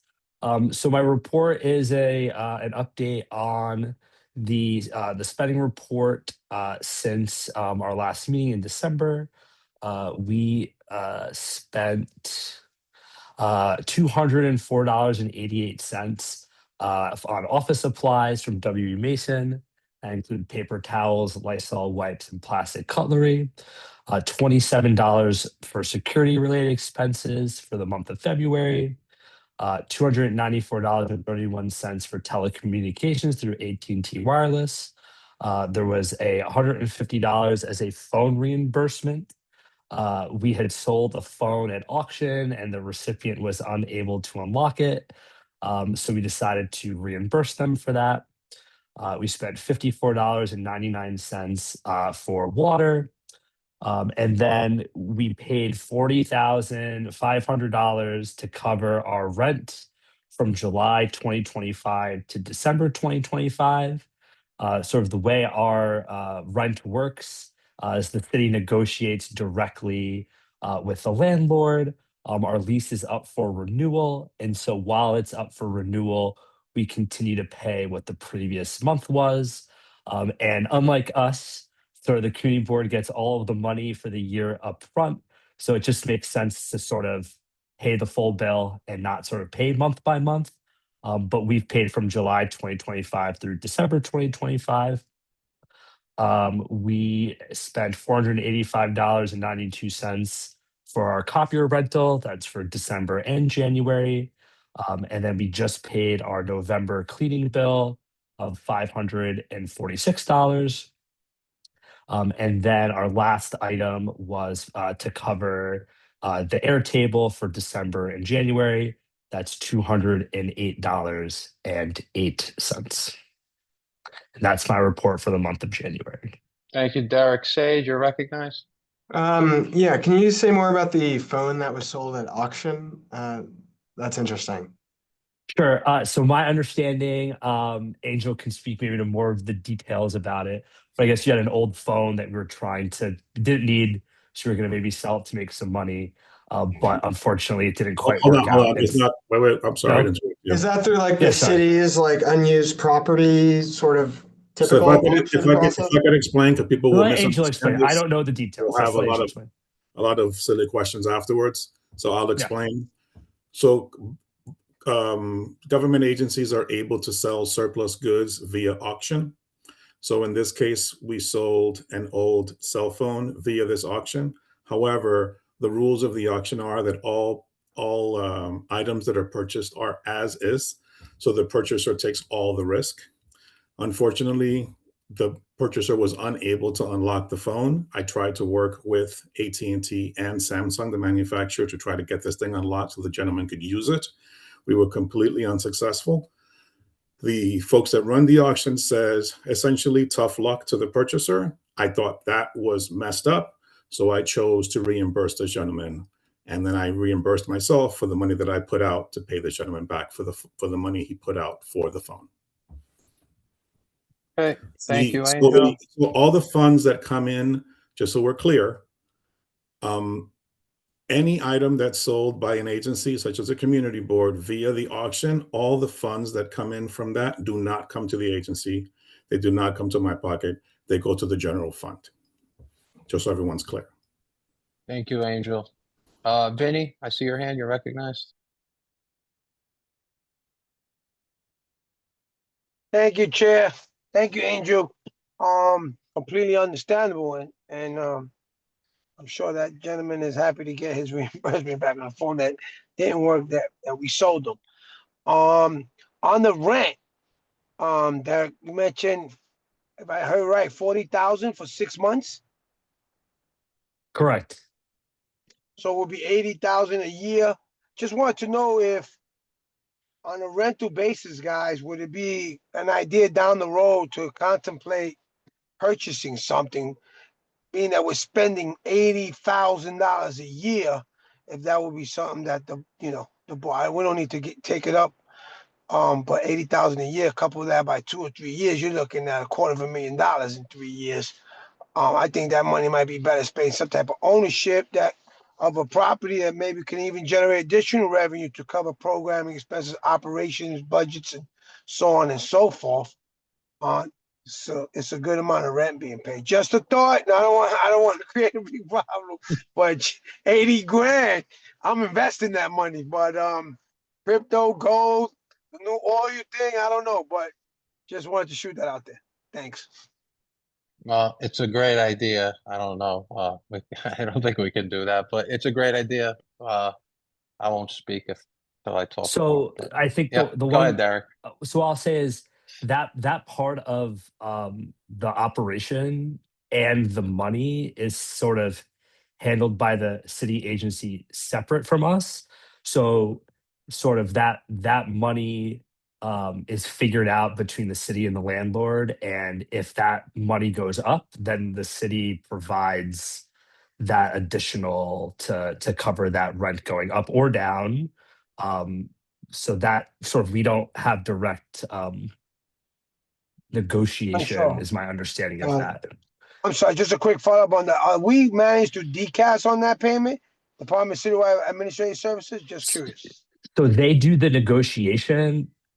For some reason, though, they allocate the money to the community board, and we're the ones who write the check. The decast. Correct. Okay, thank you. That makes sense. Derek, who knew the treasurer's report was going to get the most questions? So we have 2 more hands, and then we're going to try to move it along. All right. It's been a while since we've gotten such an in-depth one. Well, I hope we keep getting them. Go ahead, Nye. Just really quickly, and it may be more of a question for Angel. With all the new development that's been coming to East Harlem, have we ever explored in recent years, whether through the mayor's office, through the Manhattan Borough President's office, or HPD, et cetera, or even private landlords, space? Because I just feel like with our resources as tight as they are, just as a follow-up to Vinny's comment, spending $80,000 a year on a space that, if the whole board wanted to convene, we can't even use, seems very challenging. And I know the work that the staff goes into finding a space every month, especially when I think of like CB10, which is in the Harlem State Office building and has, space for their monthly meetings. That's very easy for them to convene, regardless of the size, large or small, and has a lot of access. And so was just curious as to whether or not conversations have been had in the past, or if there's been a conversation on how in the future we can bring that 80,000 a year back into the budget by getting donated space, and if that's even a rule that is possible. So one, we would never get a single penny of anything that goes from our rent. The rent is allocated to pay the lease directly. If we had no rent, we would get no allocation. There wouldn't be $80,000 that we could otherwise use. In terms of getting spaces and bigger spaces, these questions have come up many times. You asked me recently. Yeah, we've been advocating as community boards across the city for an increase to our budgets so that we can rent bigger spaces, so we can be, so we can be given bigger spaces, so we can have our meetings and not be reliant on external organizations, external spaces to lend us their space or rent us their spaces so we can have our meetings. Unfortunately, that seems to have been falling on deaf ears time and again. On the contrary to increasing our budgets or our allocations so that we can do more or we can have more flexibility, our budget allocations have stayed completely steady, even though our expenses have increased. So it's essentially our budgets have shrunk, even though the number, looks the same. Because every day things like, water costs more than it did yesterday. I get paid more than I got paid last year, et cetera. So we're just getting squeezed. But we do every single year ask for more money. It's in our statement of needs. It's our top thing that I put in there every year. We've just been, and by we, I mean every single community board have been unsuccessful. The idea of, a new development allocating space for a community board, that's been done in a couple of different places, sometimes successfully, many times unsuccessfully.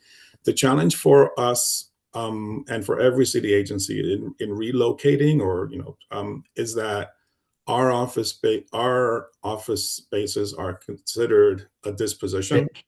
Right. So it's subject to a ULURP. So it's like a big drawn out process, even though it's a tiny little office. I would love to snap my fingers and get us in a more comfortable space. It's a dream, but unfortunately it isn't that easy. We have a relatively good office compared to many that are just horrific. And the rent that we pay, $80,000, let's just be frank, is no money for real estate. I doubt we could get suitable space at those prices today.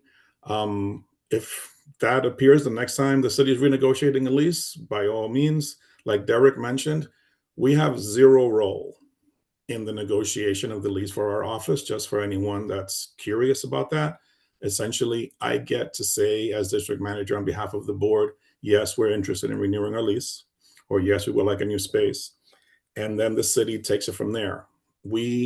I indicated to the city a little over a year ago that we want to renew our lease, and I haven't heard another word from them since.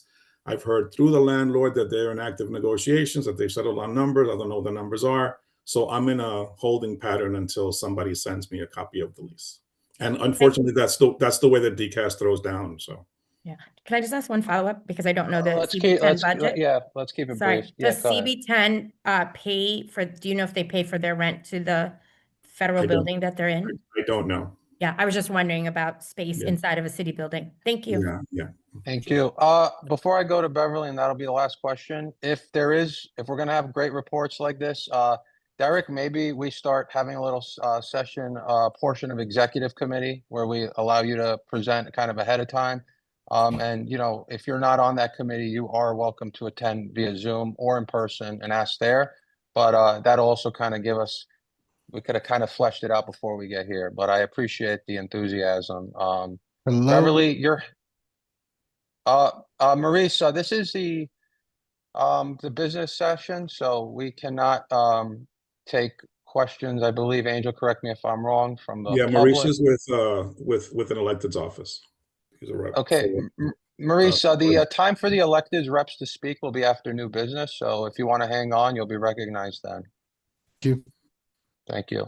All right, Beverly, I saw your hand went down, but just making sure to give you an opportunity if you still had a question. My question, I'm withdrawing.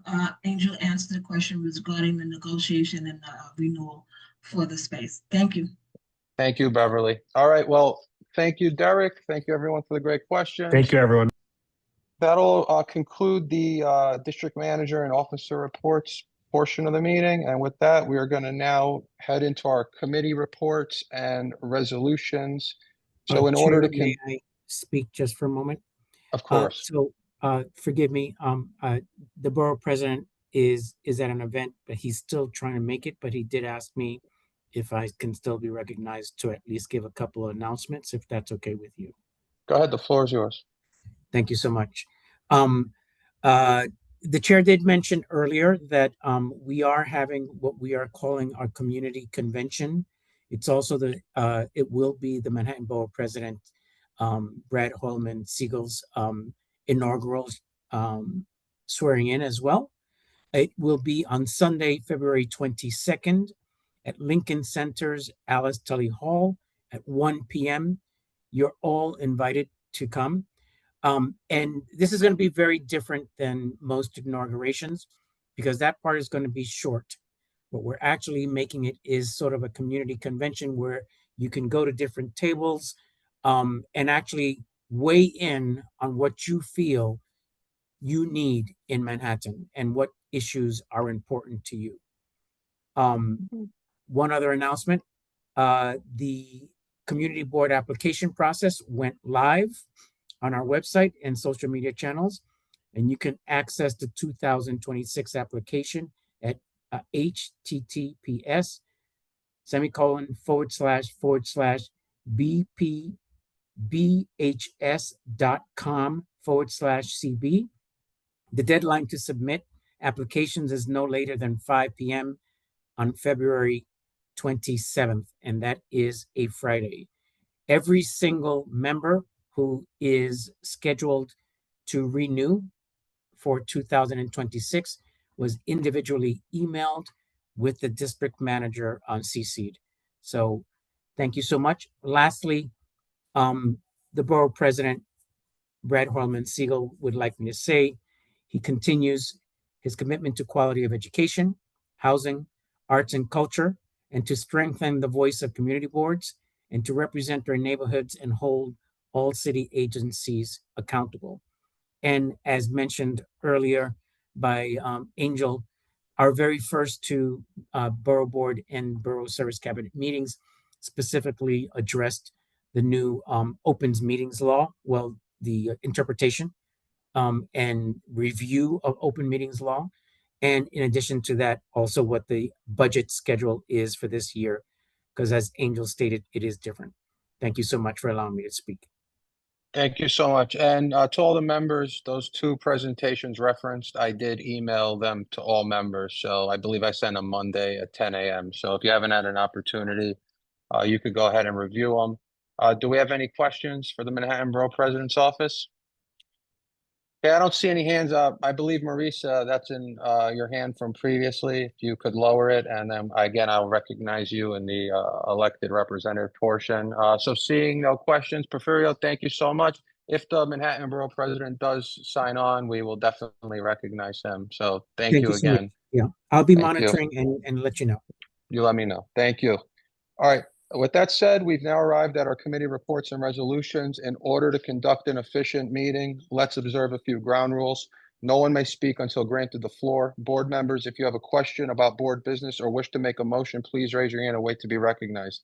The chat should not be used for business or questions about agenda topics. All such remarks should be made on the record when recognized. Please keep your questions and comments brief and on topic to the discussion. Votes will be conducted by roll call. The only vote that I hopefully won't take by roll is if we did, we're gonna most likely bundle the license resolutions and the street activities. So the motion to bundle those, and we'll probably just do a vote by acclamation. And then when we do actually vote on the no, you know what? We're gonna go by roll. Never mind. That was a mistake already. Okay, we'll go to housing. Nilsa, the floor is yours. Thank you, Chair Briha. Can you hear me okay? Loud and clear. We hear you. Okay, thank you. So I want to first start by mentioning that we had we had a new chair appointed, a new vice chair for housing. I want to take the moment to thank Adem Brija as the outgoing housing chair, as well as John Green. And I'm very excited to work with the housing committee and Beverly Pavone as the vice chair. And so I'm going to make this brief. We talked about 2025, 2026 goals for the committee, and we're talking about being more involved in NYCHA. Beverly came up with this great packet that she's fine tuning regarding RAD and PACT and keeping a scorecard of the projects in our community. And we'll talk about the possibility of doing a housing forum, maybe in different parts on different days.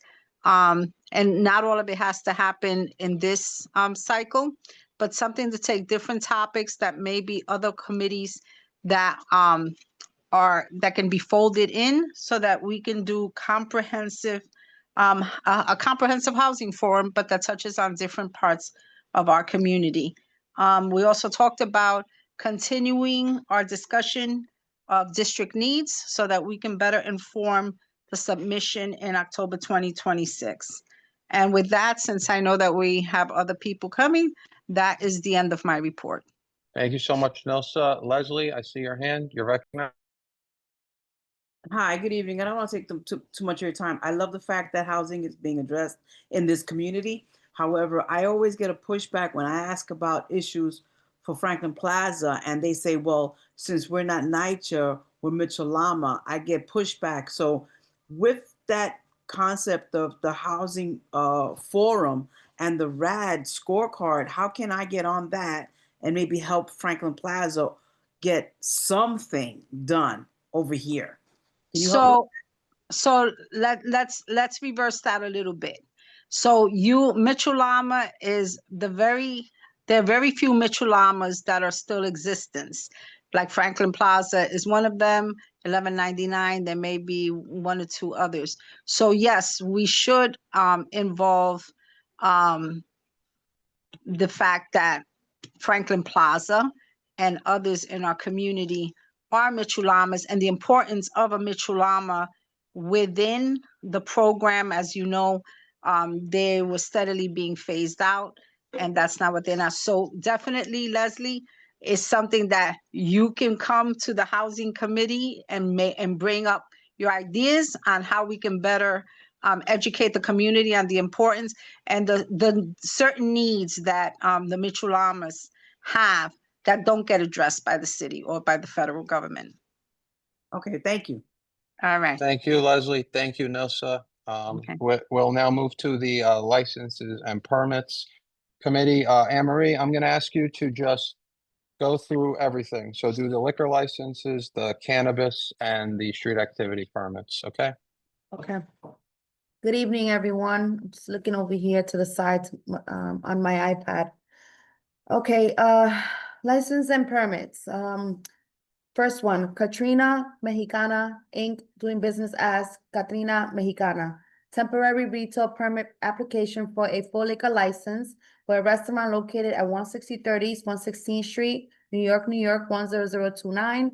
The committee recommended this application be denied. 2, La Esquina de Leona, Inc., new application for a wine, beer, and cider license for a restaurant located at 2401 2nd Avenue, New York, 10035. The committee recommends that this application be approved. 3, Sognium LLC, doing business as Plu, renewal application for a wine, beer, and cider license for a restaurant located at 1575 Lexington Avenue, stores 3 and 4, New York, 10029. The committee recommends that this application be approved. 4, East Harlem Bottling Co., LLC, doing business as East Harlem Bottling Co., renewal application for a full liquor license for a restaurant located at 1711 Lexington Avenue, New York, 10029. The committee recommends that this application be approved. 5, CP Consulting Solutions, Inc., new application for an adult use retail and dispensary license for a property located at 1825 Madison Avenue, New York, 10035. The committee recommends that this application be denied. 6, Uplift Royal LLC, new application for an adult use retail dispensary license for a property located at 1557 Lexington Avenue, New York, New York 10029. The committee recommends that this application be approved. 7, Sunshine Carnival. It's a street festival on April 2nd, 2026. Location is going to be on 109th Street between 2nd and 3rd Avenue. It's a full street closure. The committee recommends that this application be approved. 8, 2026 Harlem Skyscraper Cycling Classic. Single Block Festival, June 21st, 2026. Location Memorial Park, between West 122nd Street and West 123rd Street. Full street closure. The committee recommends that this application be approved. 9, El Barrio Family Day Health Fair Festival. Single Block Festival, May 2nd, 2026. Location is 116th Street between 2nd and 3rd Avenue. Full street closure. The committee recommends that this application be denied. 10, Giglio Feast for San Antonio, Single Block Festival, August 6, 2026. Locations Pleasant Avenue between 114th Street and 116th Street. Full street closure. The committee recommends that this application be approved. 11, Giglio Feast for San Antonio, Single Block Festival, August 6, 2026. Pleasant Avenue, locations Pleasant Avenue between 114th Street and East 116th Street. Sidewalk and street closure. And the committee recommends that this application be approved. 12, Giglio Feast of San Antonio, Single Block Festival, August 8th, 2026. Locations Pleasant Avenue between East 114th Street and East 116th Street. Full street closure. The committee recommends that this application be approved. 13, Giglio Feast of San Antonio. It's a Single Block Festival, August 9th, 2026. Locations Pleasant Avenue between East 114th Street and 116th Street. Full street closure. The committee recommends that this application be approved. And last but not least, 14, Back to School Health Fair Festival, Single Block Festival, September 27, 2026. Locations East 116th Street between 2nd Avenue and 3rd Avenue. Full street closure. The committee recommends that this application be approved. Any questions? Thank you, Anne Marie. Welcome. We have any questions? Candy, go ahead. Yes, Candy. Good evening. So when you deny these applications, can we have at least clarification as to why they're being denied? And then this way we'll know whether to also, vote against it or for it. Candy, Go ahead, Anne Adam. Marie, okay, sorry, I figured. No, go ahead. Yeah, okay. So in the resolutions, it does say why, and one of the things, and I don't blame you for asking this question, it's actually a great question. Moving forward after this month, in order for a committee to get an action item on the agenda for full board, they will need to have all their resolutions, their letters of support as a part of the agenda. So while moving forward, I can't speak to this month. I'm trying to ease people into things. You will from now on see in writing in the agenda every application's resolution, and it will say why they were denied. If you have specific questions for these applications, I think Anne Marie would be happy to answer them for this month, and I can do my best if Anne Marie needs any assistance with that.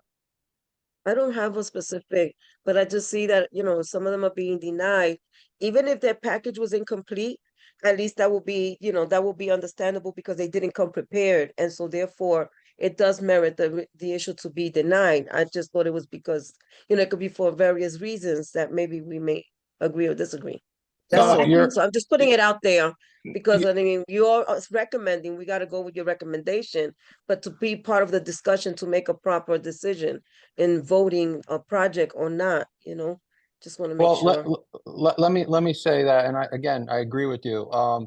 Why this has been practiced up to now, I don't know. I mean, I'm chair this month, and I don't want to speak about anything. Obviously, I'm trying to do some things differently. But I agree. I don't think we should be voting on anything that we don't see.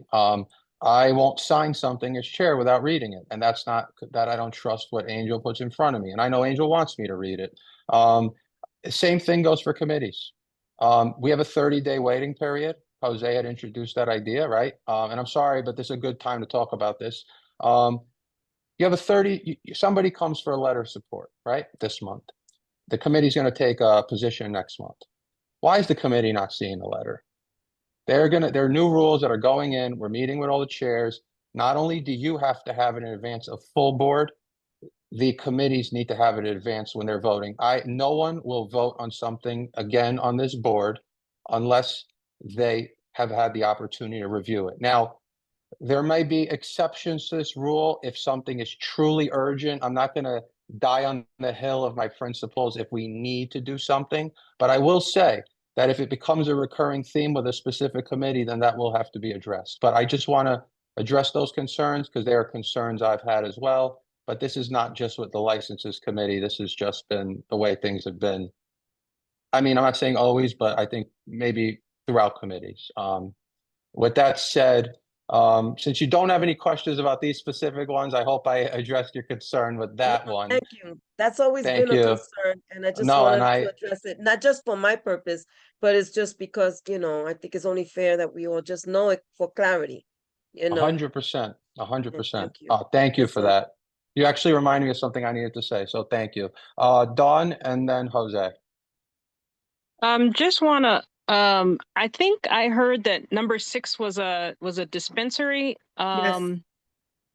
Okay, so I try not to approve dispensaries that aren't in front of where I live, where I don't have to smell the smoke all night. But the other thing I want to say I stopped voting in approval for is the closure of 116th Street, given the testimony of the businesses there, and also the fact that DOT and other agencies don't care about whether those businesses thrive or where their customers can attend. There's a few closures of 116th Street, and having had the organizers come in, I don't see the purpose. I feel like it's a for-profit for them. And I don't see why there's so many closures on 116th. It doesn't seem like the businesses are in favor.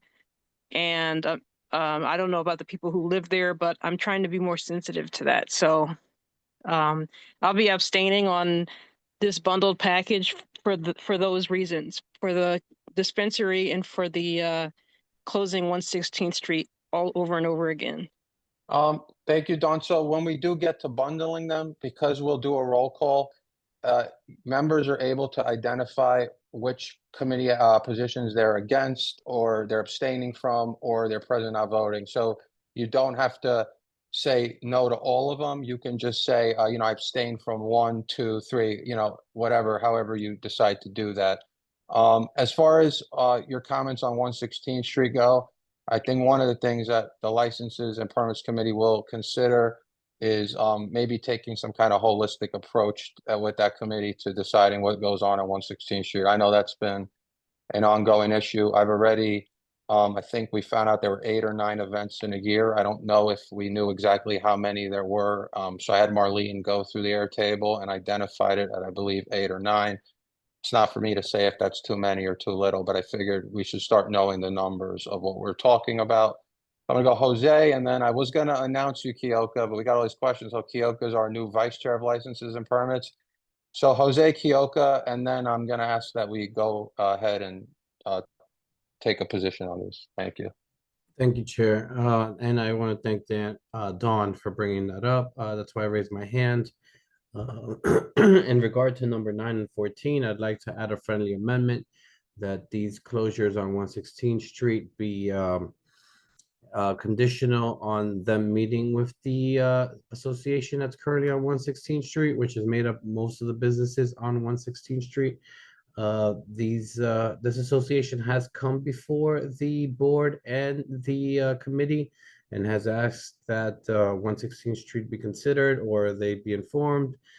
They feel that a lot of street closures is affecting their business, and as you know, small businesses are suffering. So I would like that to be added, if possible, on number 9 and number 14, so that this applicant, who I believe it's the same applicant, and she already has another street closing, so that would be 3 in 1 year, just this one individual person. If we can add that to make sure that she can come meet with the association and there can be a conversation. Thank you. Jose, when we do the motion to bundle, if you want to make that and add the friendly amendment, or someone else can make it, and then you can add that friendly amendment at that time. I think that might be the best way to do that. Perfect. So, all right, thank you. Anne Marie, and then hopefully we can Oh, it's me, go. it's me. No, it's Kyoto, you put your hand down, so I realize I recognize you. Oh, So I'm sorry. sorry. I'm so No, sorry. my fault, because I said your name. So go ahead. I apologize. So mine will be really quick. So thank you, Dawn, for stating that. But one of the things that we did as a committee was listen to the comments from the community, and the way we addressed these concerns in the particular meetings where these were approved or disapproved was ensuring that we had the community's best interests at hand. And so what we tried to do was look at the dates to see that they were not close together. And, you know, we got some pushback, but I think we did a really good job as far as thinking about, you know, making sure that the applicants understood that we are supposed to also represent the community's voices as well. And that's all I wanted to say. Thank you, Kyoko. Anne Marie? Yes, I wanted to say that the ones that were denied this month, most of them was because of the paperwork wasn't submitted on time. The one that was denied for a different reason, which was number 14. No, I'm sorry, where is it? Number 9.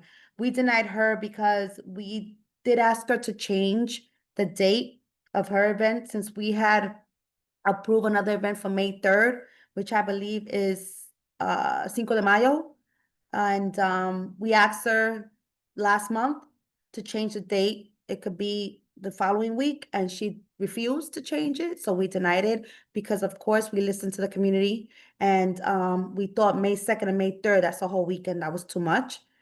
So we asked her, change it for next month, next week, and she refused. She already have, I believe we've already approved 3 of her events, which was September, August, and July.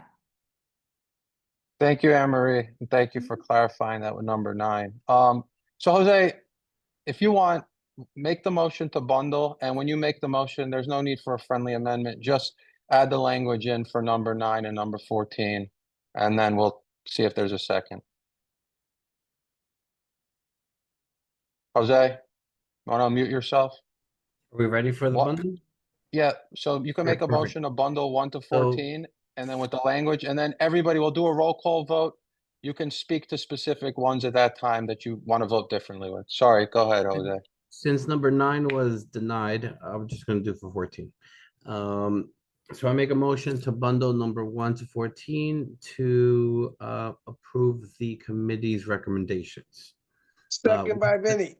With the change on number 14, making it a conditional that this applicant comes and meets with the 116th Street Association.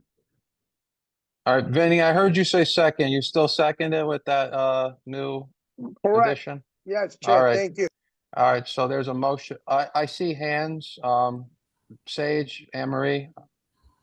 Yeah, Jose, are you a member of that association? I am. Okay. All right, Aye. Candy? Sorry, can we add a friendly amendment to that to say that they should incorporate? I mean, maybe it's a big ask, but it's an ask. To incorporate the businesses that are existing there to be you know, to be part of their event where they're not blocking their business, and they can make their business as well, but not to have, you know, I mean, to That's be what- part of it That's and one of the not requests exclude that the them out. association will make, Candy, for sure. Again, my business doesn't get affected by street closures. It doesn't. No, I know, but it's just only fair for One of the the other main businesses. requests that the businesses there ask, and why we're asking this applicant to come meet with the association, is on that, because they do block the business. Right. And that's the biggest complaint. I agree with you. So that's why I'm asking, can you add that as an friendly amendment to that? But you say you're gonna meet with them, it's okay. Yeah. My turn? Okay, Anne Marie, and Yes. then Nye. I just want to say, since we want number 9 to go meet, rather number 14, which is same person, to go meet with the businesses, I think that we have been already since September approving some of these events, I think they all should go, not only her. But all those that have been approved for now, this summer coming up, they should all go to you, to the businesses. So it shouldn't only be number 14. And I do want to say to this on 116th Street, before I recognize the other hands, I had asked them through with Marlene and the chair and vice chair committee to send the evidence of the issues, the garbage, this, that, and identify which events this was taking place at, so we could be aware. I wasn't really provided very digestible or clear evidence. I'm hoping that we can get that so we can, you know, really be able to make these decisions with what we're presented. I'm not saying that this isn't all accurate, but I just do think that would be helpful. So we'll work on that as well. All right, two more hands, and then I hope we can move this along. Nye and then Nilsa. Sorry, just a point of clarification, which is regarding the adult use dispensaries, number 5 and number 6. I just wanted to understand why,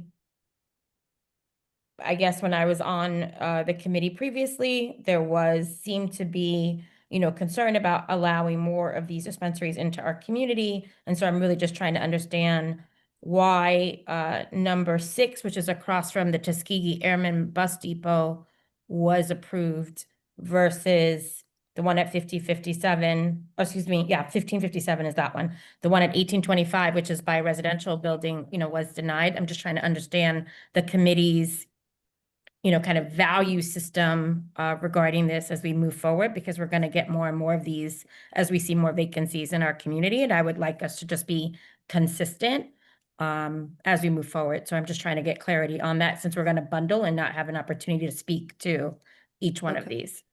So number 5 was denied because the paperwork wasn't in on time. But number 6, paperwork was in on time.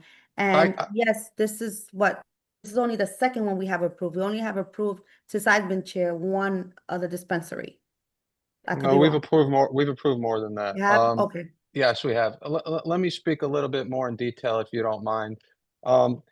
Anne-Marie's correct. One of them did. The one that got denied did not post its 2 weeks notice up in time, which is how you notify members of the public that there will be a hearing at the committee on a license. That's how you get people to come in and speak. With that said, the one that did not post a notice in time, there was a considerable amount of people that were concerned about that location specifically.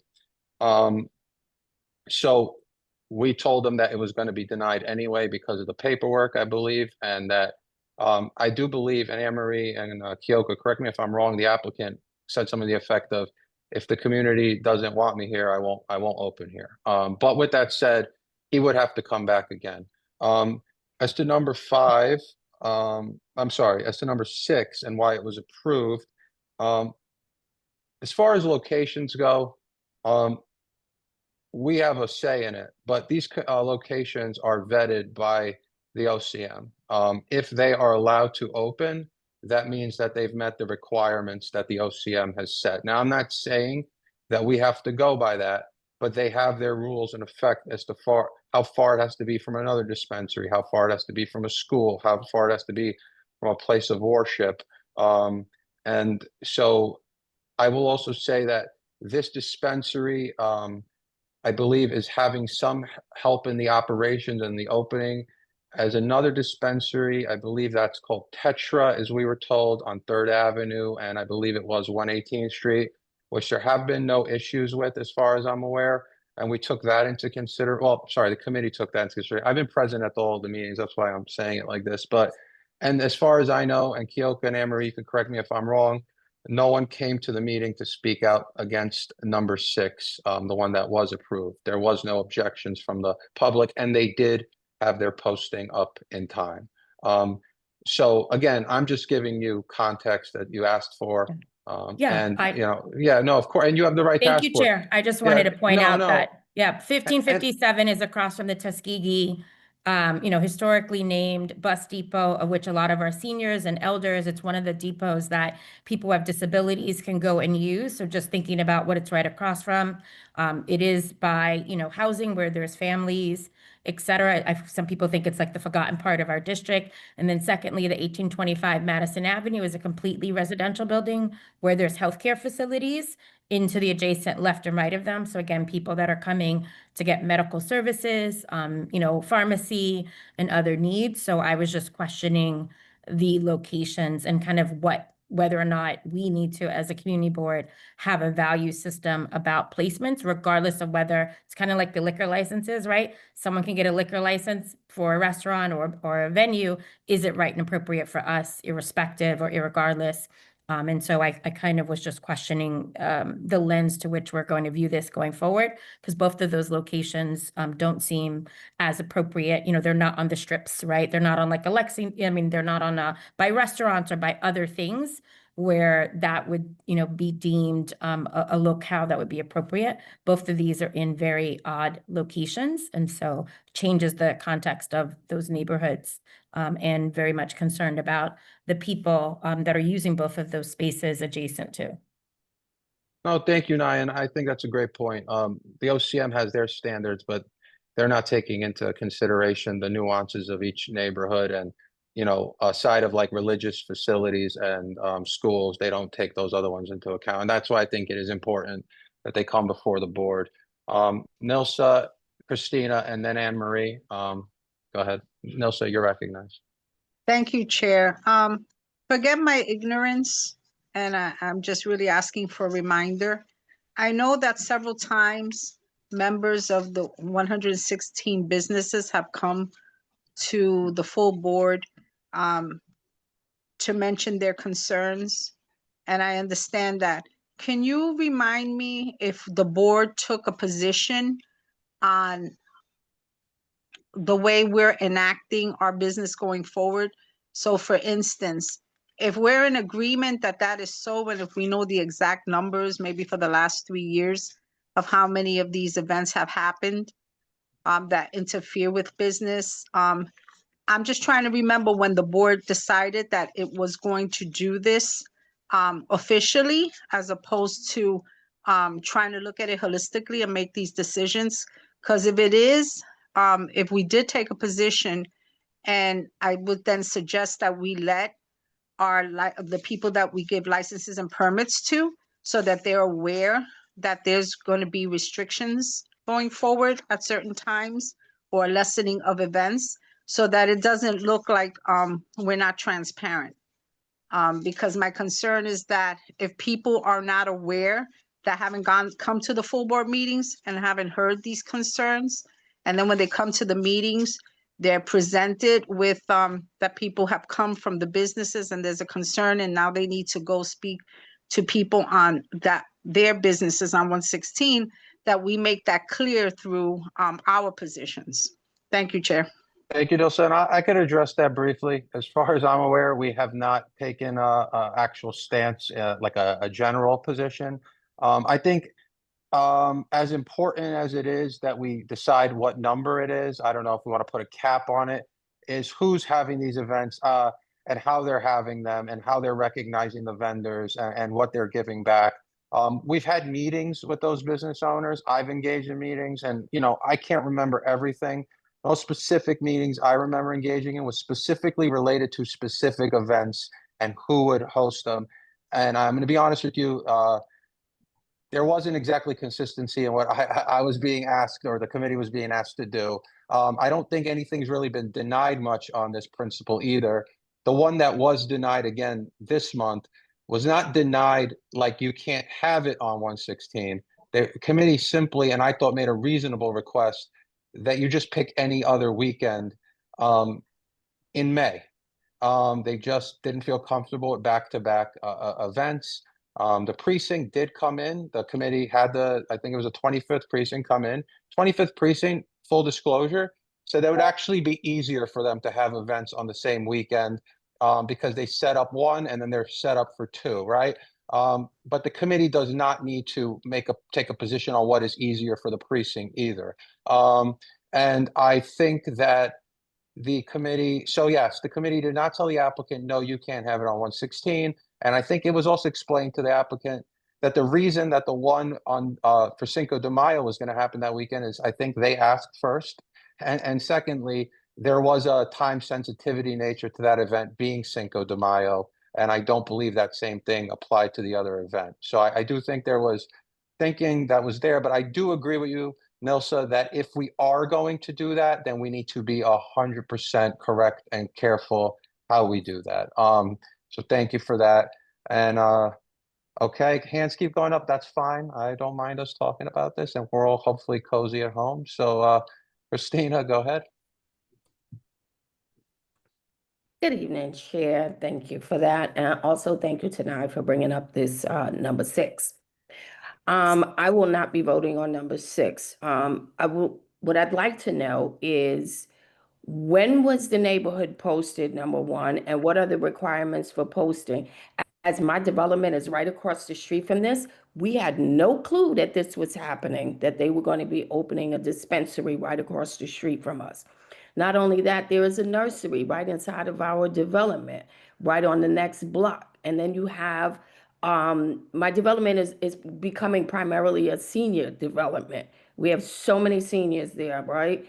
I don't want this in my neighborhood. I'm sorry, I don't agree with this.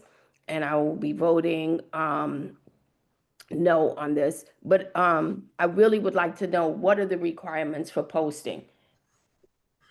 Oh, okay, I could speak to that as well. And if Anne Marie, unless you want to, I'm fine with No, not you could talking. Okay, if you go want me ahead. to. I believe, and again, correct me if I'm wrong, for licenses from the OCM, they have to go up 2 weeks before. I believe for liquor licenses, it's 7 days before. With cannabis licenses, 14 days before. I believe they have to post it on the premises, like on the window where you can see it, and possibly on the corner, but definitely like on the corner where the lamp post is or street light, but definitely visible on the front of the premises where you'd be able to see it walking by. The way I believe the board knows if that posting was up in time is they have to email Marlene a photo of that posting, show on the front of their premises with 14 days before our meeting. Now, with that said, it's possible that somebody could rip that hearing off, or someone could remove it, and so those things are possible. But as far as I know, that's, the method by which we have done it, and we've done that with liquor licenses. It's not a perfect solution, so I could totally believe that you didn't see it, and there may be a better way to do this, but that's how it is done now, and that's how it's been done. So I mean, I hope that answers your question. Somebody It else does, has. but I think we could come up with a better way, because, anybody could stick a sign on a window, and like you said, it could be ripped down. And so the neighborhood is not aware that this is happening. Nobody, and as you said, nobody showed up to the meeting to talk about it, because I definitely would have been there, and I'm sure my board members would have been there, and probably possibly some of my neighbors, because we've already had some smoke shop in our neighborhood that eventually went away. I guess they weren't making any money there, and they were gone. Of course, And we were Christina hoping cut that her off. this would not happen again. And here we are, it's happening, and nobody in the neighborhood knows about this. Yes. The smoke shop you're referencing, though, was that, just out of curiosity, that was not a licensed dispensary, correct? No, it wasn't. Okay, okay. But I do agree, licensed, well, unlicensed shouldn't be happening at all, but licensed we should all know about. So that's certainly taken into consideration. Anne Marie and then Asher. So 2 things. To address 9 regarding number 5, there were people there from the residential building that this person wants to locate the dispensary in. It's actually a co-op. So those apartments are owned by these residents. So they did come in. We had like before them, and they spoke about their concerns. It's residential. They didn't even know that this was happening in their own co-op. So they were very, very upset. And we actually have one of our committee member lives, I think, next to the co-op. So she also was concerned, and she voted against it, but well, it was denied anyway. But yeah, they did come. The problem was well, it was easy for us to deny because he didn't put in the paperwork. And he did mention that he apologized. He apologized, and he did mention that he had spoken to the landlord, had told the landlord he wasn't aware it was even, correct me if I'm wrong, Kyoka, a co-op that they were shared, like he was not aware, according to him, and he apologized. He thought the landlord would tell them that it was okay. Okay. So that was with that one. And then Nilso, in regards to 116, we spoke about it. The committee spoke about how we're gonna work with 116 because everybody wants to do it there, obviously, because it's a moneymaker for these for these people who are having these events. And we do have one person in particular that has like 10 events in 1 year, who was very upset at us because we denied, again, we didn't deny her having it, we just denied the date.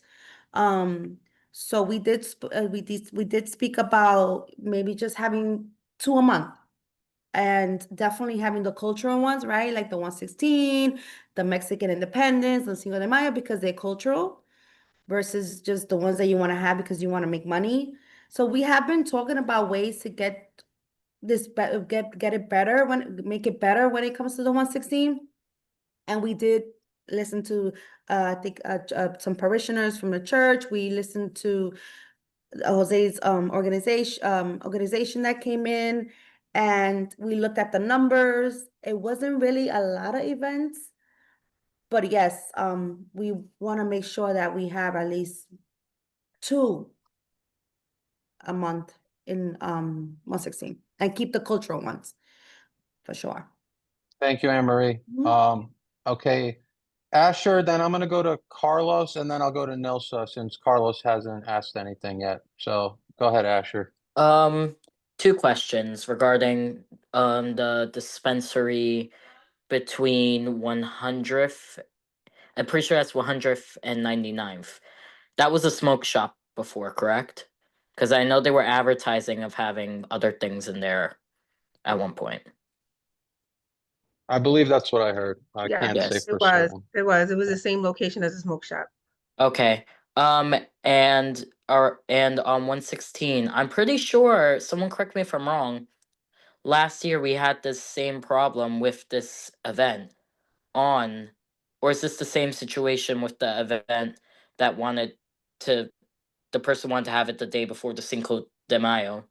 Because I remember when we were at El Museo, there was a conversation about it. You wanna, Adem? That was you at the time, right?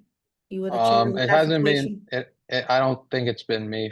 If this was last year, I don't think it would have been me, no. Last year, one more time. I started September. Okay, did you start? Mm-hmm. No, I think you started before that, but okay, Asher, ask it again. The only thing I recall there being contention on off the top of my head, and I can look into this, I know it might be too late for this vote, was the Mexican independence. And there being some issue with multiple people wanting to have that event. So I don't know about this. It's hard for me to recall. I don't recall this being an issue. I do know the Mexican independence. And I had kind of referred to that earlier without going into detail, that I had meetings with the applicants. There was an applicant that agreed. They made an agreement that if one could do it this year, they wouldn't do it moving forward. And then there was a question of did the same people who said they wouldn't do that come back and try to do it again through a different person? I think that might be what you're referencing. Possibly. Okay, then Yeah, maybe you're yeah. right, Adam. I just Thank want you, to add, Carlos. I just want to add that it is very important to this community that when they finish these events, even if it's a cultural event, that the cleaning should be, incredible, because the cleaning, the filth after the event, it is so terrible that people in the community complain about it.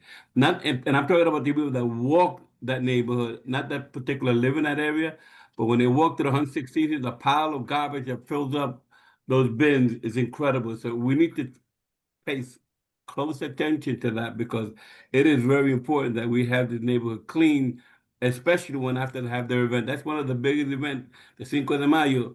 And if you look at the end of the event, it is filthy. So please, let's move on making sure that if they're going to use the facility, that they clean it as well. Thank you. Thank you, Carlos. All right, so we'll go Nilsa, Dawn, and then I see Porfirio's hand. So we'll go in that order.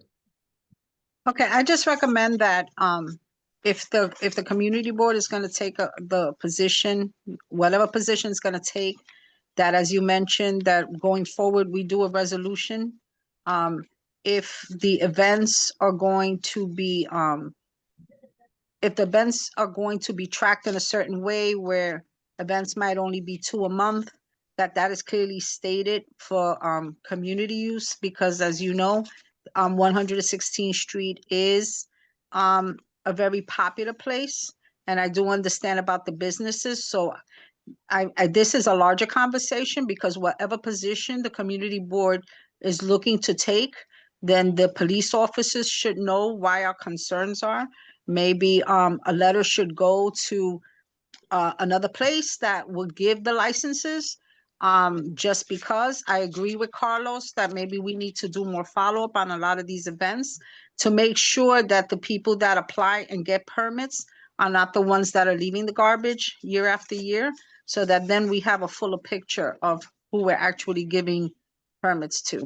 Thank you. And I'm just looking at the chat. I'm just going to ask the members not to debate this in the chat, please. I appreciate the passion, but we got to do this like this. All right, so then we'll go Dawn, Porfirio, Beverly, Nye.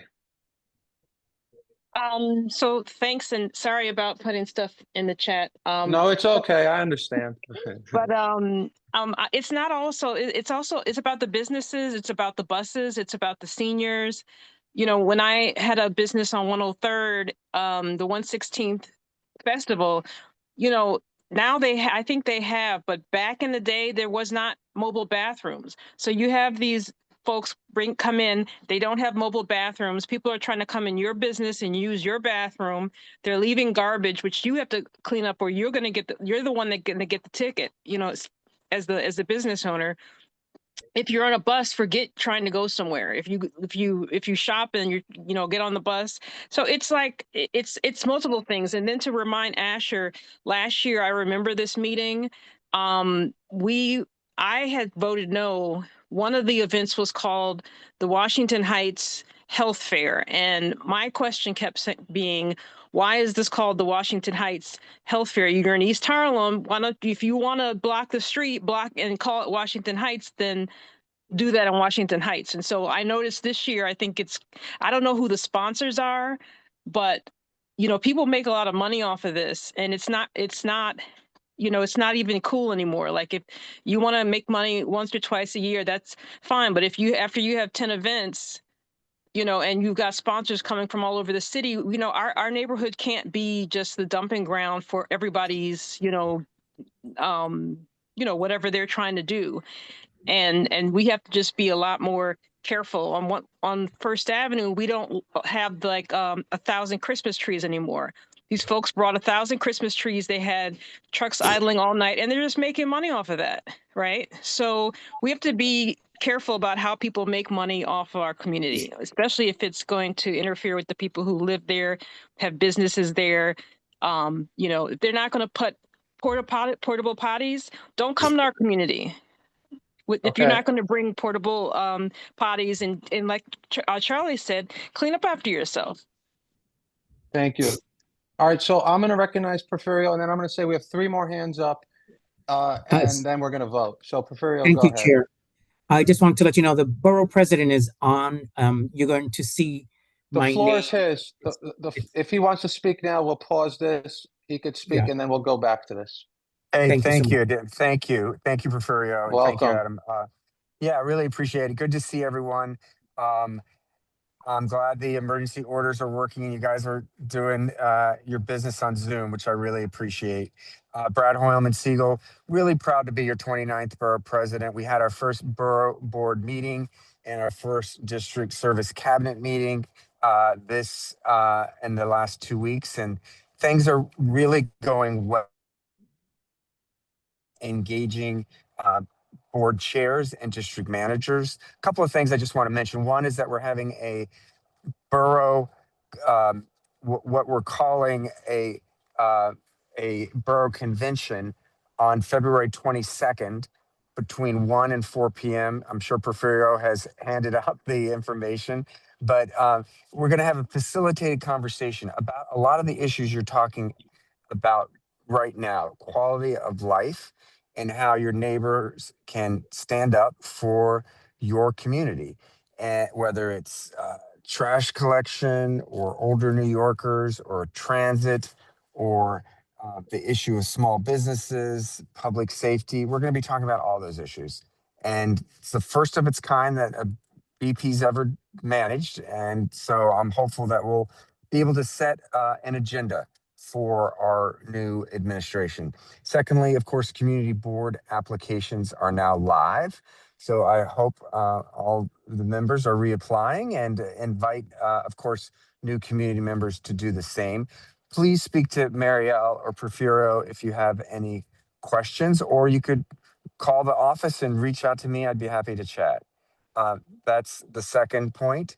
And the third point is that as part of these conversations with your very capable chair and district managers across the borough, we're going to be organizing an effort to provide, we hope, more resources to local boards, banding together with the other 4 borough presidents and asking for additional resources to make your jobs a little easier and hopefully your community input a lot more, a lot stronger and more precise. And you need administrative help to do that, whether it's planners or more support for your district managers and administrative staff.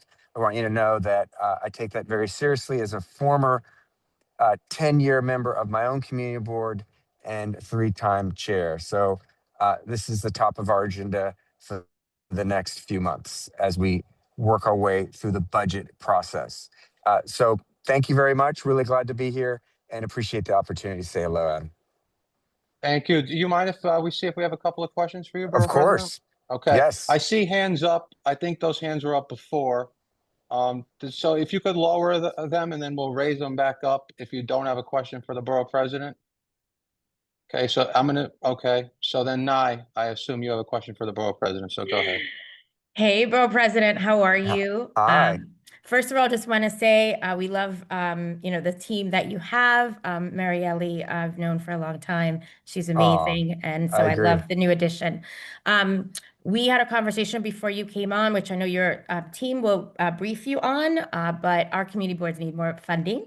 And specifically, Community Board 11 would love more space for our community board. And so I know that Angel gave a briefing earlier about some of the challenges we've had in terms of how funds have been allocated to support the community board, but considering our community board and its unique issues and the fact that we've been under-resourced, would love to be able to, as a board, follow up with you on how we could get more funding to support our activities, a larger space for convening, because as you know, we move around the district a lot, which has its pluses and minuses. And I look at Community Board 10, which has a specific home that's large enough for it to do multiple events throughout the year, right? Holiday, convenience, et cetera. And I'd love to see the same equitable, status for Community Board 11 and would like your support on that. Also, just want to remind you about the Harlem LGBTQ Center and its importance to our community and moving that project forward.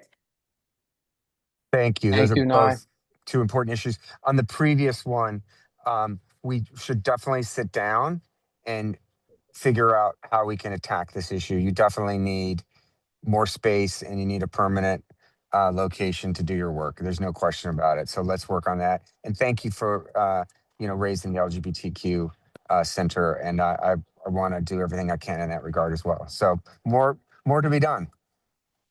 Thank you so much. Thank you for being here. Look forward to working with you in your office. Asher, okay, everybody. Thanks. It's almost 9 o'clock. We haven't gone through a lot of our committee reports. I thank you, Borough President. Okay, thank you. Good night. Again. Take care. Mine could be an email. It's fine. Okay, great. So look, I hear everything you're all saying about the licenses, and I think I don't know if we're going to hear any new comments tonight. What I'll say is this: if you all don't mind, we have a motion on the floor It's been seconded. We're going to go to a roll call vote. You'll each be able to express how you feel about those specific applications that I told you could do, and as we've done before. And I'm really appreciate all the interest in this in the licenses committee. I think we can save a lot of time in our future full board meetings if we send these questions to the committee in advance. We review the agendas. We're going to do our best to get them out in time. That's another thing we're doing, and you're welcome to attend there. So that we can have a lot of this fleshed out. Granted, I know there'll be questions a night of, but we can streamline this a lot more. So with that said, I don't see any more hands. There was a motion made by Jose. It's already been seconded by Vinny. I don't believe anything has changed on that. So I will ask Angel, if you don't mind, to please take the roll. Sure, no problem. Jose Altamirano. I vote no for number 6 and number 14, yes for the rest.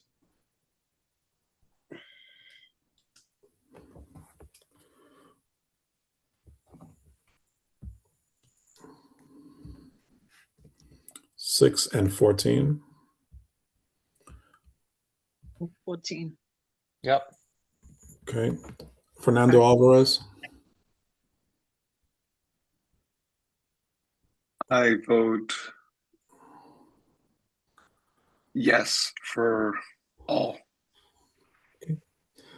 Adem Brija. Yes for all, no to 14.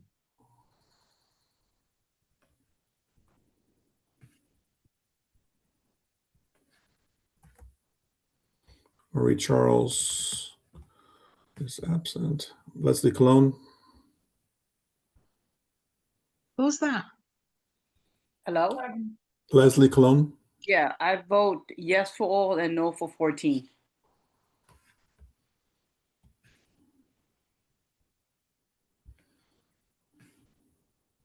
Carlos Diaz. Yes for all, and for number 9, I think it is.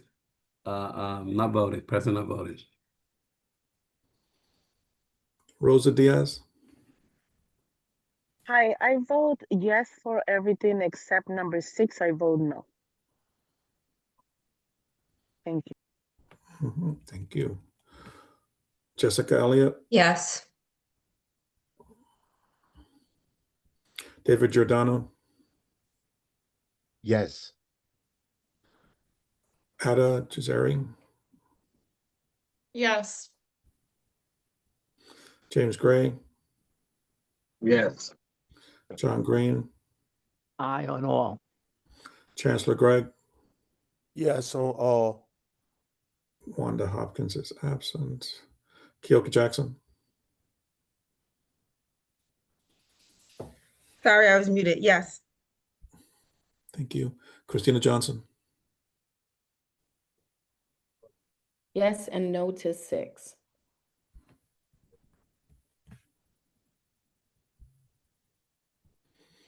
Jewel Jones. Aye on all. James Kemp.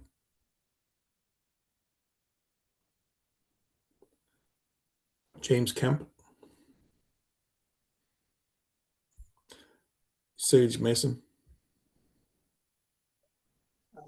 I go yes for all except I abstain as to 6, 9, and 14. 9 and 14. Malik McCullough. Yes to all. Jennifer Meyer. Yes for all. Thank you. Jessica Morris is absent. Nosa Orama. Yes to all except number 6. I vote no. And number 9, I vote on no.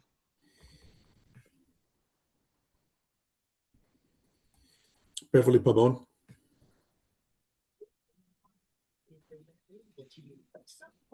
Yes to all. Samantha Pereira. Yes to all. Tanya Phelps. Yes to all. Valerie Ponte. Yes to all except 5, 6, and 14. And your votes on those are? No. 5, 6, and 14. Asher Rodriguez, Yes to all.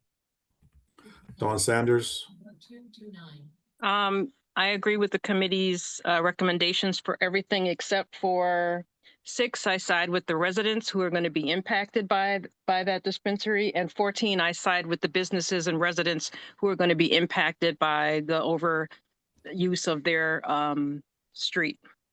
so your votes are no on both? No for 6 and no for 14, and agree with the committee's findings for the rest. Got it. Xavier Santiago? Yes, for all except for, hold on, let me pop it back up. I am a no for number 6 against the committee's recommendation, and then number 14 is an abstention for the committee's recommendation. Got it. Janelle Santillo? I'm a yes for all. Russell Schuler?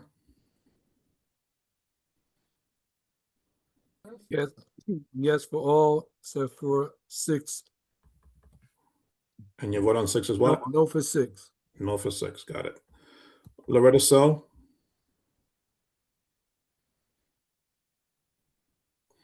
Loretta So? I'm here. I'm here. Had to unmute myself. Yes for all. Okay, thank you. Derek Stampone? Yes. Vinnie Torres? Yes to all, no to 14. No to 14.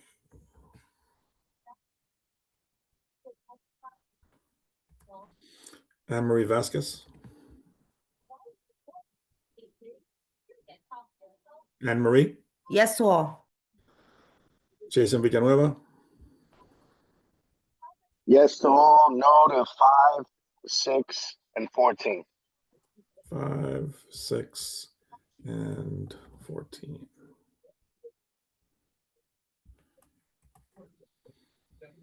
Candy? Vives Vasquez? Yes to all except 5, 6, and 14. Copycat. Nye Whitaker? Point of clarification, if we could advance the slide, I just want to make sure that my fellow board members understand that 5 was denied. So when people are saying no to 5, Angel, I'm not sure that a double negative. So I just wanted to point that out so that everybody's votes were clear. I am voting yes to all. So in other words, I'm agreeing with the denial of number 5. I'm voting against the committee's recommendations for number 6. So I'm voting no, and I'm voting against the committee's recommendations for number 14. Thus, I'm voting no. Thank you. Number 9 too is a denial. Agatha White? I'm agreeing with number 9. Okay, we got nice vote. Thank you. I just wanted to clarify. Thanks. Yep, got it. Thank you, buddy. Agatha White? Yes to all. Michelle Wilcher Clement is absent, and Jason Wu is absent. All the motions carry. Okay, thank you. And Angel, correct me if I'm wrong, but I just wanted, in case it had gone differently, if one of those didn't carry, we would not have had a position, and then we would have had to made another motion to have taken a position should we choose, That's right? correct. That's Okay, correct. just so everybody's clear if that scenario comes up in the future, okay? If you weren't. Okay, so thank you for everybody for that. We're gonna only have one more action item tonight. The rest of these are just reports. I'm gonna ask you to really try to keep them brief, hit the highlights of what your meetings were about. So environment, open space and parks, Rosa? Yes, thank you. I'm gonna try to be really quick, and all the information will be posted on the website. We have partnered with Kids Lives Matter too, and we will be beautifying the fences and a cherry tree park on 99th Street and 3rd Avenue. March 7th from 12 to 2 p.m. All are welcome. I will put my email on the chat. Also, we are currently planning our community gardens with Green Thumb. Save the date late May, every other week. I believe it's May 30th, but I will share the flyer as soon as it's available. Save the flyer for our 5th annual Earth Day has gone out in 4 languages: English, Spanish, Chinese, and French. It's April 22nd from 10 to 2 p.m. And lastly, we are having it at the Museum of the City of New York, and we will be going on a walkthrough next week. If any questions, I will put my email on the chat. Thank you. Thank you. All right, I'm going to limit it to one question per committee when there are no action items just for tonight. So, Nye, go ahead. No, go ahead, Nye. No, it wasn't a question. When I move, it kind of goes up. Oh, okay. All right. Sorry about that. Thank you. Thank you, Rosa. We will go to Human Services. Jewel, the floor is yours. Thank you. Good evening, everyone. I'd like to first say thank you to the former chair of the committee, and thank you to the current committee members of Human Services. This is for information purposes only. Please take a look at our minutes. I do want to just point out a couple of things. One, there was a very, very informative legislative town hall that took place this past Saturday with the Human Services Consortium, which I attended virtually. I understand the room was, standing room only. There were several elected officials that were there. Do appreciate them all. I also want to point out that the committee, similar to NILSA, kind of just did a kind of like overall review, and we kind of went over some goals for the committee as we approach 2026 and beyond. One of the things that kind of came up several times is with regards to CAB members. The Human Services Committee should be hearing from CAB members. When I say CAB members, these are Community Advisory Board members, and from the Health and Hospitals, from Metropolitan, Henry J. Carter, and Harlem Hospital. Charlie, who's on the call, is the rep for Metropolitan Hospital. Love to hear from you more, Charlie, as it relates to what's happening at the CAB. For those of you who don't know, I stepped down as the chair of the CAB in September. But again, Carlos is the representative. Those of you who might be interested in being a CAB member at Harlem Hospital, Henry J. Carter, and even Mount Sinai, we'd love to hear from folks and come to our Human Services Committee. You bring your information from the CAB, from the hospital to the CB11. CB11 brings information from CB11 to the CAB. We also did have a presentation from, so we all know that there's a nurses strike going on at Mount Sinai. We were happy to have Brad Beckstrom, the Senior Director of Community and Government Affairs, and his colleague discuss the strike. And it was very informative. And just so you all know, Brad sends an email daily to me, and I believe Adem also gets it in terms of the status. And most recently, I was forwarded emails from nurses just today. So I'll read those, take a look at those. So the nurses' perspective, and then we've heard from Mount Sinai's perspective. I'm not here to take a position on either. The bottom line is that we're being informed about the progress and the status as it relates to negotiations, et cetera, et cetera. So I do appreciate that. I also want to say that that one of the big focus of the committee is the budget and the statement of district needs. So that was discussed as well. And committee members are tasked with, making sure that our Human Services Committee is well represented as it relates to the budget negotiations. Just everything else is for informational purposes only. And if you have any questions, happy to answer. Thank you. Thank you, Jewel. I don't see any hands. So we're going to go to Youth and Education, Asher.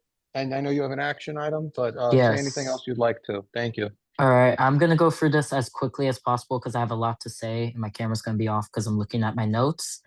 So this month we had a very eventful meeting.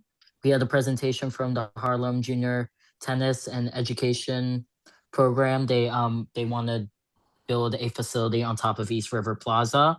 So that is still in the very early stages. It won't be built to at least 2030. So that's a continued conversation. They're currently located in the Armory on the west side. We had a brief introduction from Latinas on the Verge of Excellence mentoring program. Just spoke a little bit about their programming. And we had a informational presentation on the Thomas Jefferson Recreational Center. I'm not gonna go completely into that. I would suggest you go look back into the meeting because that'll be a lot for me to say right now. Before we get to our action item, I have been getting a lot of questions about the Nightingale Bradford School. They will be at our committee meeting next month.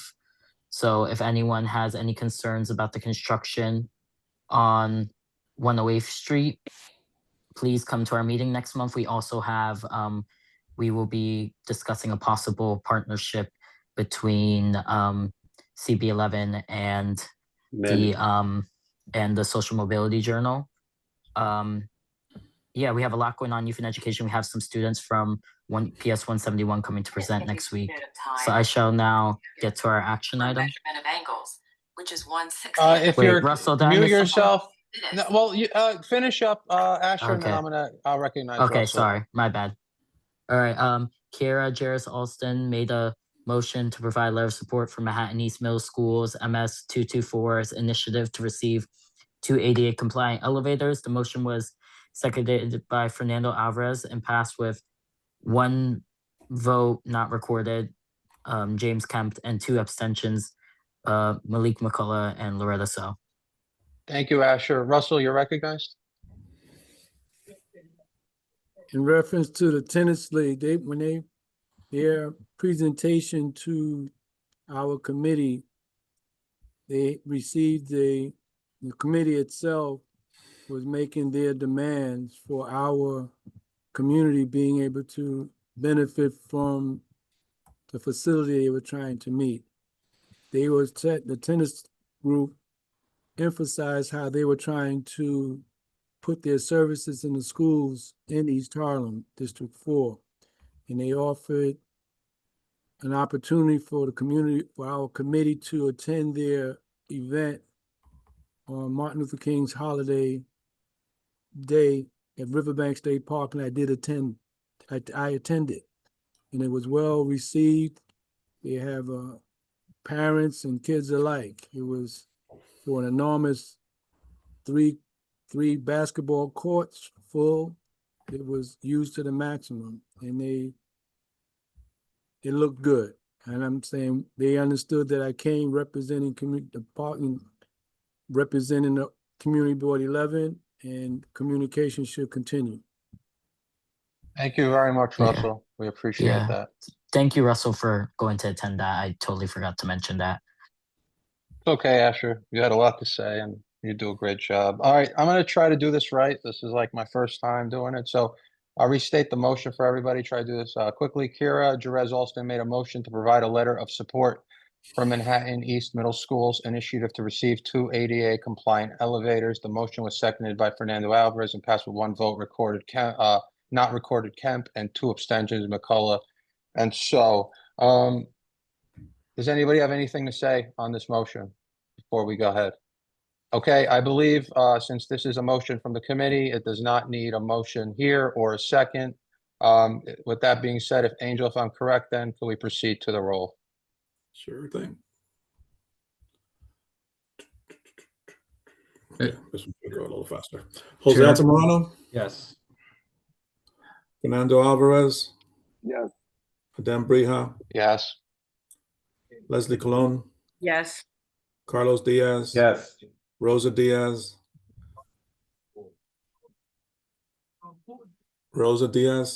Sorry, my mute button, yes. okay.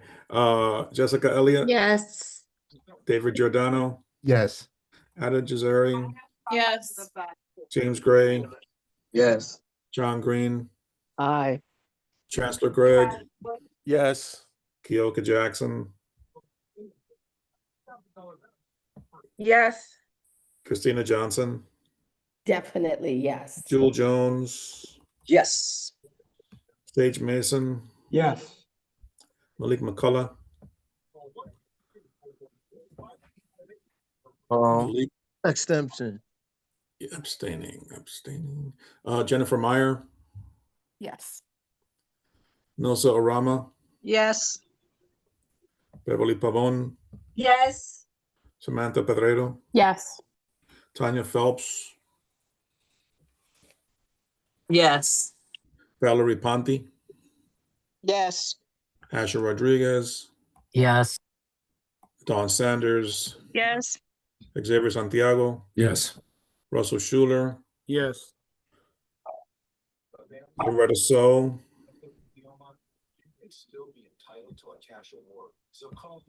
Loretta.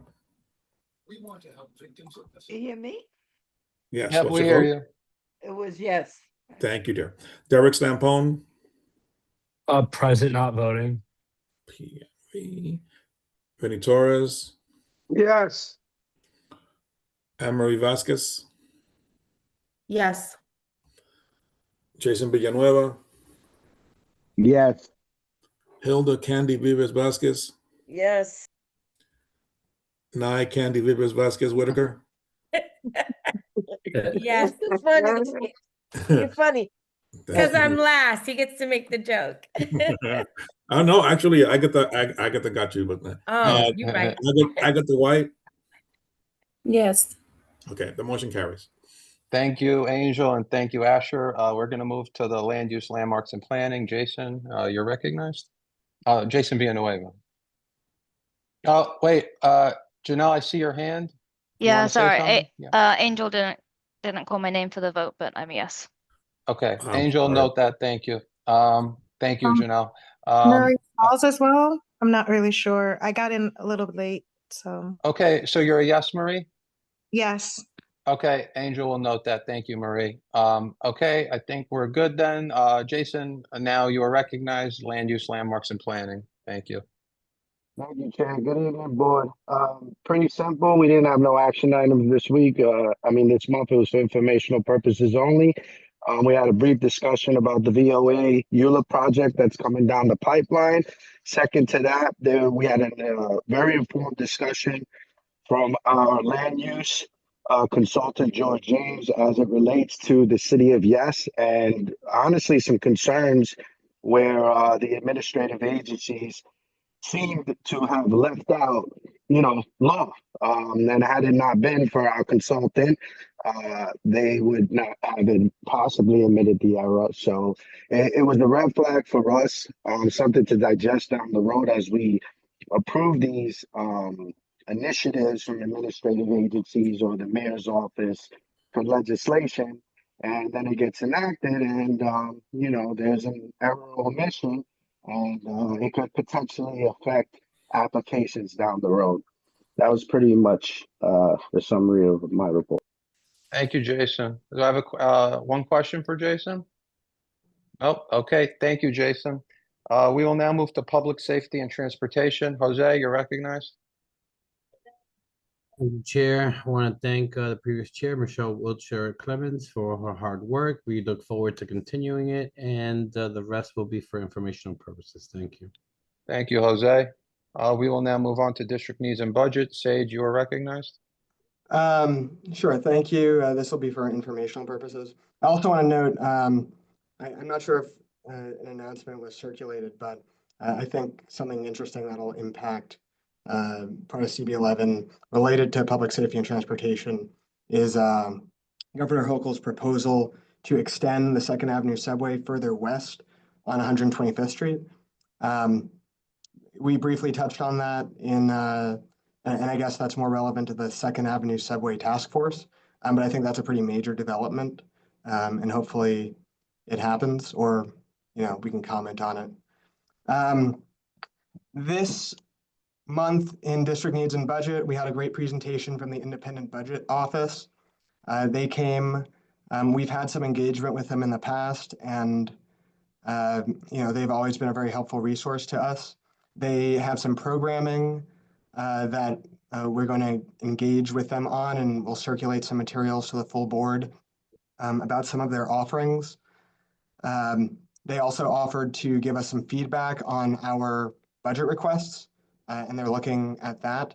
We also had a great follow-up meeting with Adem, Angel, and a representative from their office, where we discussed some other stuff that they have going on and some more granular action items that they're going to get back to us on.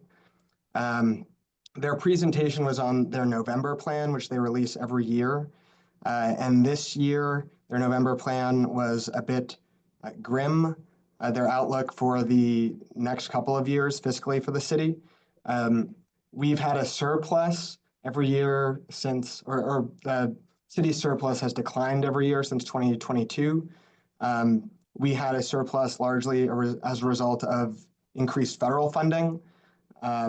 But this year they project an operating deficit of $380 million. And then in 27, they project a deficit of $6.5 billion, which is pretty significant. That's more than the whole operating budget of the NYPD. 28, they project a deficit of $8.4 billion. And then fiscal year 29, they project a deficit of $8.2 billion, which is has the potential of having a major impact on services citywide, and especially East Harlem, where we need services and depend on services more than a lot of the other neighborhoods in Manhattan and in the city. So we'll keep people informed with what's going on with that. And then the last thing we had, and then people have talked about the new timeline on the release of the mayor's preliminary budget. That'll be a little bit delayed, but we'll send some updates about our response to the preliminary budget and then engagement as the city council prepares its response. And then later on, I think on May 1st, we'll get the executive budget, all in preparation for fiscal year 28, or no, fiscal year 27, which will start, I think, July 1st. And the budget will be finalized on June 30th of this year. And then the last thing was that we finished the budget submission tool that I had kind of mentioned and gone to the different committees getting feedback on. Am I sharing my screen right now? Yes, you are. Cool. So now if you go to the CB11 website, if you just go to About CB11, you can click on Budget Request Submission Form, and it brings you to this Google Doc, which allows anybody, no matter who they are, they can be a member of the public, they can be an organization, to very easily suggest a submission for our budget request for fiscal year 28. So we just want people to kind of get in the habit of when somebody comes and presents, or if anybody anywhere has a good idea for something that should be included in our budget requests, just bring them to this link. Super easy to access. We might add another button somewhere even more visible, but we'll talk about that. And we just want to make it easy for people to engage with us and start collecting that feedback. And then ideally, and I'm going to talk to all the committee chairs about it, every committee meeting during old business, you'll just go to the spreadsheet we have where any submissions will be populated, and your committee will review any new submissions and the following month decide whether to accept them or reject them, and then they'll be added to our list of capital and expense budget requests. So hopefully every committee every month will just be checking that. Some months there may be nothing to do, but it's always good just to look, and hopefully this will pick up, and eventually every month you'll just have like a handful of submissions to review. And I think that'll make our budget request more effective and more responsive to the needs of the community. Thank you, Sage. And I support Sage on the committee chairs, having that as a part of the whole business. Great work. I think, as I expect we will, we should lift each other's great work up and make sure it's recognized and do our part with that. And just quickly on the Second Avenue Subway Task Force, unrelated, I know you brought it up. At a minimum, it's going to start meeting quarterly. If we see that it needs to meet even more often, we will. I think previously the chair of the board has chaired that task force. I will not be chairing that task force, so I will probably be looking for someone already on that task force to chair it. I have not made a decision there yet, but thank you for bringing that up. We'll go to executive. That's me. I'll keep it real quick.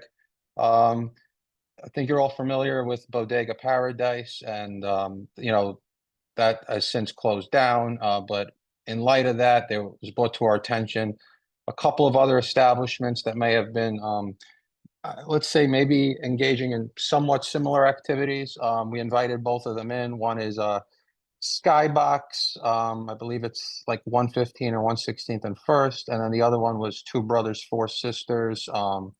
It's on 116th between First and Second, close to the Citibank on the corner. They both have liquor licenses, but there were inconsistencies on their applications versus what appeared to be the method of operations that they may have been carrying out. Two Brothers, Four Sisters agreed to attend, but then I believe the day of the meeting notified myself and Marlene that they were closing at the end of the month, so they would not be attending, which we felt was fine. And then Skybox, the owner, I believe with a representative, and the landlord attended. They were having pole dancing on the premises. Pole dancing is classified, I believe, by the SLA as exotic dancing. They did not notify the board that there would be exotic dancing there. They did not check off on their 30-day notice that there would be exotic dancing there.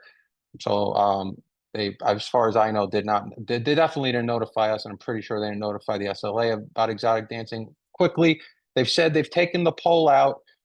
They've agreed to no more exotic dancing. They've agreed, as their stipulation form already says, when a licensee, they sign an agreement with us, if they make a method of operation change, they need to come before the board. And that's been made clear to this applicant that that's not something new. That's something they've agreed to previously. And they've also agreed to give the licenses and permits committee or members of that committee, and I guess you're all welcome to attend if you want. It'll be at a set time to tour their entire premises. That was that on that one. And then St. Francis Friends of the Poor, the supportive housing, I believe 2162 3rd Avenue. They'd come to housing. They closed on the property, I believe, as I've said, but they're coming back to talk to us again. They will be coming to executive, and the reason they're coming to executive is because it was the sentiment, which I agree with, was that they needed to talk to multiple committees about this, housing, health and human services, possibly youth, as we need more housing. There's, I think, the highest level or one of the highest levels of homelessness in New York City public school children, and possibly in the history of this city. I've extended the invitation. I don't think my committee members even knew. They will be attending with their team in person at our February meeting. And we've agreed that we would collect our questions in advance. So if anybody that is not on the committee would like to have a question asked about that as well, you are welcome to. If you cannot find the presentation they originally made, email me and I will share that with you. With that said, that wraps up the executive report, and we will go to economic development and culture. Xavier, you're recognized. Thank you. Thank you very much, Chair Adem. I want to thank all of our members who came on despite that notice coming in the same day. All of our members who attended had their cameras on. I appreciate everyone at full board who are also participating in that fashion despite technical difficulties. It was a good meeting. We were just at an hour. Two things to note. We are going to have a job fair. That's important. We already have one of our major partners and stakeholders, Mount Sinai, who's going to lean in and help. There are others that are going to come on. We're just waiting for written acknowledgement. Our committee is going to be making sure that it is more focused to certain demographics, including some youth, those that are looking for gainful employment. I want to thank Vinny Torres and my vice chair, Anne-Marie Vasquez, for their help and participation in that. The other thing that we have acknowledged is we've seen multiple businesses that have been closing as of late, and it's worse than what led up to the pandemic. We had a brief discussion on that, and what we will be rallying around is to collect data. So to go out to all the businesses, each committee member will be required to go to at least 3 businesses a month to collect their information. Carrie King is providing a spreadsheet. She's already started. I know I've had a conversation with our vice chair, Jose Altamirano, who's going to connect us with businesses as well, and to make sure that we're seeing what their needs are. So we'll collect everything that'll be for use of the board with Uptown Grand Central and Union Settlement, who are providing services to the businesses before they actually run into a quagmire problems, which is what has led to many of them closing.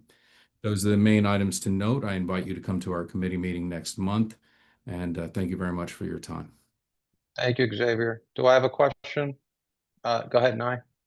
I was just going to add that there was a presentation about the African American burial ground, which some of us attended. I'm sorry, Xavier, I just didn't know if you wanted to add the date of the next event in case anybody wanted to listen on.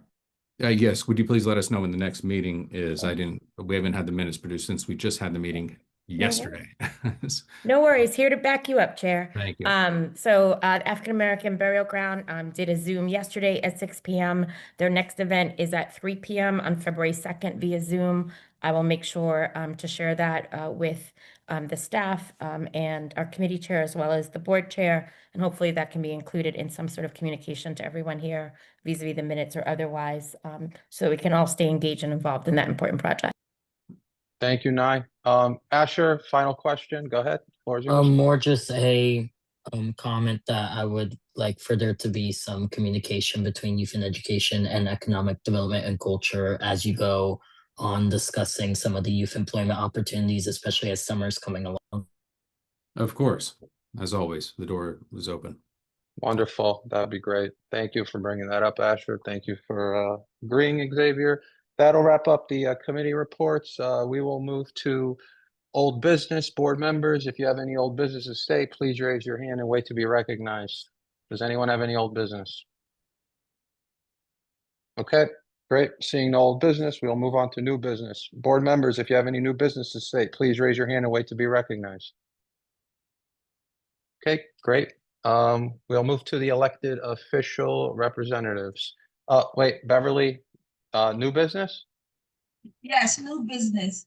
I just wanted the boards to be aware that there was a passing of a law that would require New York City schools to have swimming lessons for all second graders because our people are young children and even young teenagers are dying at record numbers from drowning. We don't have but very few indoor pools in our district. So I would like to maybe discuss us talking about a location where we can have an indoor pool that would accommodate all the second grade classes that's in District 4 on a regular basis. That's within our community. That will give be access to that. Sure, I'll get to you. I'll get to you. I got you. I got you. Beverly, thank you. Actually, I believe I referenced that in my chair report. Yes, you did. So I think that's a great idea. And I'll go Xavier, Asher, and then hopefully we can move on. But thank you for raising that. Yeah, as mentioned in the report where we attended along with Kioka Porfirio and several others, including our council member, the Boys Club is actually has swim lessons there, and they're actually D4 students are able to attend, actually part of their school program. I see Kioka's hand up. I'll let her give a little bit more detail at the chair's discretion. But again, and they've actually offered some women's classes or young ladies. So that's something that's very positive and we can continue building on that. So yeah, that's a great recommendation. So thank you. Thank you, Xavier. All right. And please, no more hands after this. I'm going Asher, Kioka, Carlos, and hopefully because I just don't want to keep us too late. So go ahead. So starting this year, actually, I would like to start off by saying we do have an indoor pool in one of our schools in District 4. Yes. It is in the it's on 120th Street. And the rest of the students get bused to Asphalt Green. So every second grader within District 4 does have swimming lessons. So I know, and there has been, from what I understand from what Dr. Christie said, there has been looked at different locations, but that's the only school that it was feasible to put a pool in because that they had a pool originally. It just needed to be repaired, and that got repaired in about 4 months. So every second grader within District 4 does have swim lessons as a part of their, of course, like parental consent needs to be had, but every second grader goes on once a week to swimming. Thank you, Asher. Kioka? I wasn't gonna talk about the swimming, but to everyone's comment that we did open up the Boys Club pool, you guys are free to come. I'm doing adult programs and young girls. But what I was going to say for new business was that for our area, we are no longer allowed to give out sound permits to the NYPD for free. Only certain agencies will be able to receive them. And so when people have events, sound permits will no longer be given out for free again. Thank you, Kyoka. Carlos, I saw your hand was up and then it went down, but I'd love for you to speak if you do have something to share. Go ahead, Carlos. You're muted, Carlos. Somebody Yep, there make you go. mention about Ashford Green as taken over by Junior High School 45, so they're the one who renovating it. So I was gonna make mention that they're the ones who need to talk to, but that's basically it. That Ashford Green is not being taken over by Junior 45 is being taken over by Ashford Green. Thank you so much, Carlos. Just and it really doesn't matter. We would have done it there anyway. All of these were actually announcements. So this wasn't new business, just for future reference, but it's fine because we would have done it one place or another, but just for the record. With that, we'll move to the elected officials representatives. We'll now hear from representatives of our local elected officials. If you are an elected official as representative and you care to share a report, I ask that your camera is on to do so. If not, then we'll ask you to, if you cannot turn it on, to come back next month and add that to your other report. Angel, do we have any representatives signed up to speak? I do not see any, no. If there are any elected reps that are on whose name I don't recognize, I will promote you now. Just give me a second. I think June just raised her hand, so I'll promote her. Yes, I'm here, but for whatever reason, it's not allowing me to put on my camera.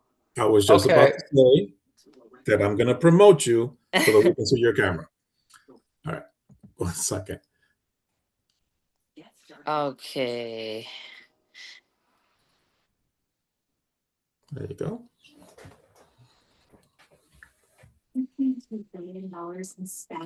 You're recognized. Go ahead. Yep. Okay, awesome. All right, good evening, everyone. I'm actually covering for Oriana tonight because she is on vacation. My name is June. I'm the Director of Community Affairs for Senator Serrano's office. Today, we actually held our last January constituent hours at Brown Gardens on 96th Street here in out there in Harlem. And we are currently finalizing the details for our February constituent hours, and we'll be sharing that information soon through our email blast and social media. I don't have any major updates this evening, but if you or anyone you know needs any kind of assistance, please don't hesitate to contact our office. It's 212-828-5829. Additionally, any event or meeting request should be sent to scheduler.serrano@gmail.com. And that's all I have. Thank you so much, June. Do we have any questions for June?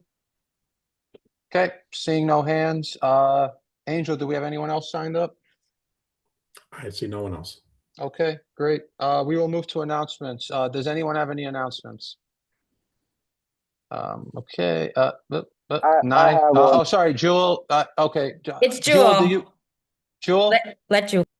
Yep. I was going to say, Nye, please, if you would like to take this. So Jewel, just- you could go and then Nye. Great. Okay. Thank you. No, it's the same thing. The same exact. I put in the chat, everyone, that that there's an event that's taking place at Gutman Community College, which is where I work as the Chief Diversity Officer and Title IX Coordinator. But there's an event that's taking place on February 5th. It's called Unapologetically Black. And we have Tish James, former speaker Adrian Adams, and others, but Nye Whitaker is the moderator, so I wanted to highlight that. It's in the chat. It is actually sold out. There's a wait list. I work there. If you would like to go, let me know, and I will make sure you get there. And Nye, if you wanted to say more about that. Thank you for sharing, Jewel. Nye? Oh, okay. Thank you, I had Nye. a different Thank you. event that I was mentioning. Okay. So I just wanted to follow up on caucus and let everybody know that there will be a nonprofit Leaders of Color reception to kick off caucus. It's a Welcome to Albany event hosted by New York Urban League, United Way New York State, and the New York State Black Legislative Task Force at 2 p.m. at the Albany Black Chamber. So if anybody is planning to go to caucus and wants more information either about caucus or about specifically this nonprofit Leaders of Color event, please let me know, and I'm happy to send over the information. Thank you. Thank you, Nye. And Jason had his hand up, but I believe he shared his announcement in the chat. All right, so Malik, Kyoka, and then Sage, and then I'm going to wrap it up for the announcements. Go ahead, Malik. I just want to thank our fellow board member Vinny Torres. I didn't get the chance to mention it last month, but he helped me receive over 100 toys for my toy drive last year, and we was able to give it out to a few shelters, and over 65 kids. They basically got 2 toys each, and from ages from 1 up until about 13. So I just wanted to thank our fellow board member Vinny Torres and give him a little shout out for the work that he has done in helping me secure those toys. Well, thank you, Malik. Thank you, Vinny. And great. And Kyoka, go ahead. Sorry, really quickly. We officially have a new chief for Manhattan North. His name is Captain Aaron Anderson. I am scheduling a Manhattan North event for our constituents to meet him. I've officially invited the chair and vice chair, but I think I'm going to open it up to everybody depending on the space that I receive. But he's, definitely focusing on keeping crime down because we are down almost 87% from last year. And so just wanted to say we have a new chief. Thank you so much, Kyoka. All right. I just want to thank everyone. It's a wonderful meeting, a great way to start the new year. Well, my luck, we have to go remote my first meeting, but I think it went pretty well. Hopefully we won't have to go remote anymore in the next 2 years. With that said, the next full board meeting is scheduled for February 24th at 6:30 p.m. Angela, I checked the calendar. I believe it's going to be at 1249 Fifth Avenue at the Terrence Cardinal Cook Healthcare Center. If that's wrong, let me know. And then there will be a Zoom link shared on the agenda for anyone who needs to participate remotely. With that said, Rosa, could you take the roll? Yes. Everyone, please listen for your names. Jose Altamirano. Present. Thank you. Fernando Alvarez. Present. Thank you. Adem Brija. Present. Marie Charles. Marie Charles. Present. Thank you. Leslie Colon. Present. Thank you. Carlos Diaz. Present. Thank you. Rosa Diaz is myself. Jessica Elliott. Present. Thank you. David Giordano. Present. Ada Gizari. Present. Thank you. James Gray. Present. Thank you. John Green. John Green. Absent. Chancellor Gregg. Present. Thank you. Wanda Hopkins. Wanda Hopkins. I believe Absent. Wanda. Kyoka Yeah. Jackson. Kyoka Present. Jackson. Present. Thank you. Present. Thank you. Christina Johnson. Present. Thank you. Jules Jones. Here. Thank you. James Kemp. Present. Sage Mason. Present. Malik McCullough. Present. Thank you. Charlie, Jennifer get them Mayer. snacks. Jennifer Mayer. Jennifer. Present. Absent. Jessica Morris. Rosa, hold on one second. If your name's not being called, please mute yourself. It's hard to hear a roll call being taken. Thank you. Please mute Thank yourself. you. You have to pay attention to. Thank you. Jessica Morris. Absent. Nilsa Orama. Present. Beverly Pavon. Present. Can I be heard? Thank you. Yep. Samantha Pedreiro. Present. Thank you. Tanya Phelps. Present. Valerie Ponti. Present. Asher Rodriguez. Present. Dawn Sanders. Present. Xavier Santiago. Present. Janelle Satija. Present. Russell Schuler. Present. Loretta So. Present. Thank you. Derek Stampon. Present. Vincent Torres. Presently going to sleep. Good night, Thank you. Marie Vasquez. Present. Anne Marie Vasquez, thank you. Jason Villanueva. Jason Villanueva. His battery went out. He left the chat. He left a message on the chat. Absent. Hilda Vives Vasquez. Here, present. Nye Whitaker. Present. Agatha White. Present. Michelle Wilcher Clemens. Absent. Jason Wu. Absent. Thank you, Chair. Back to you.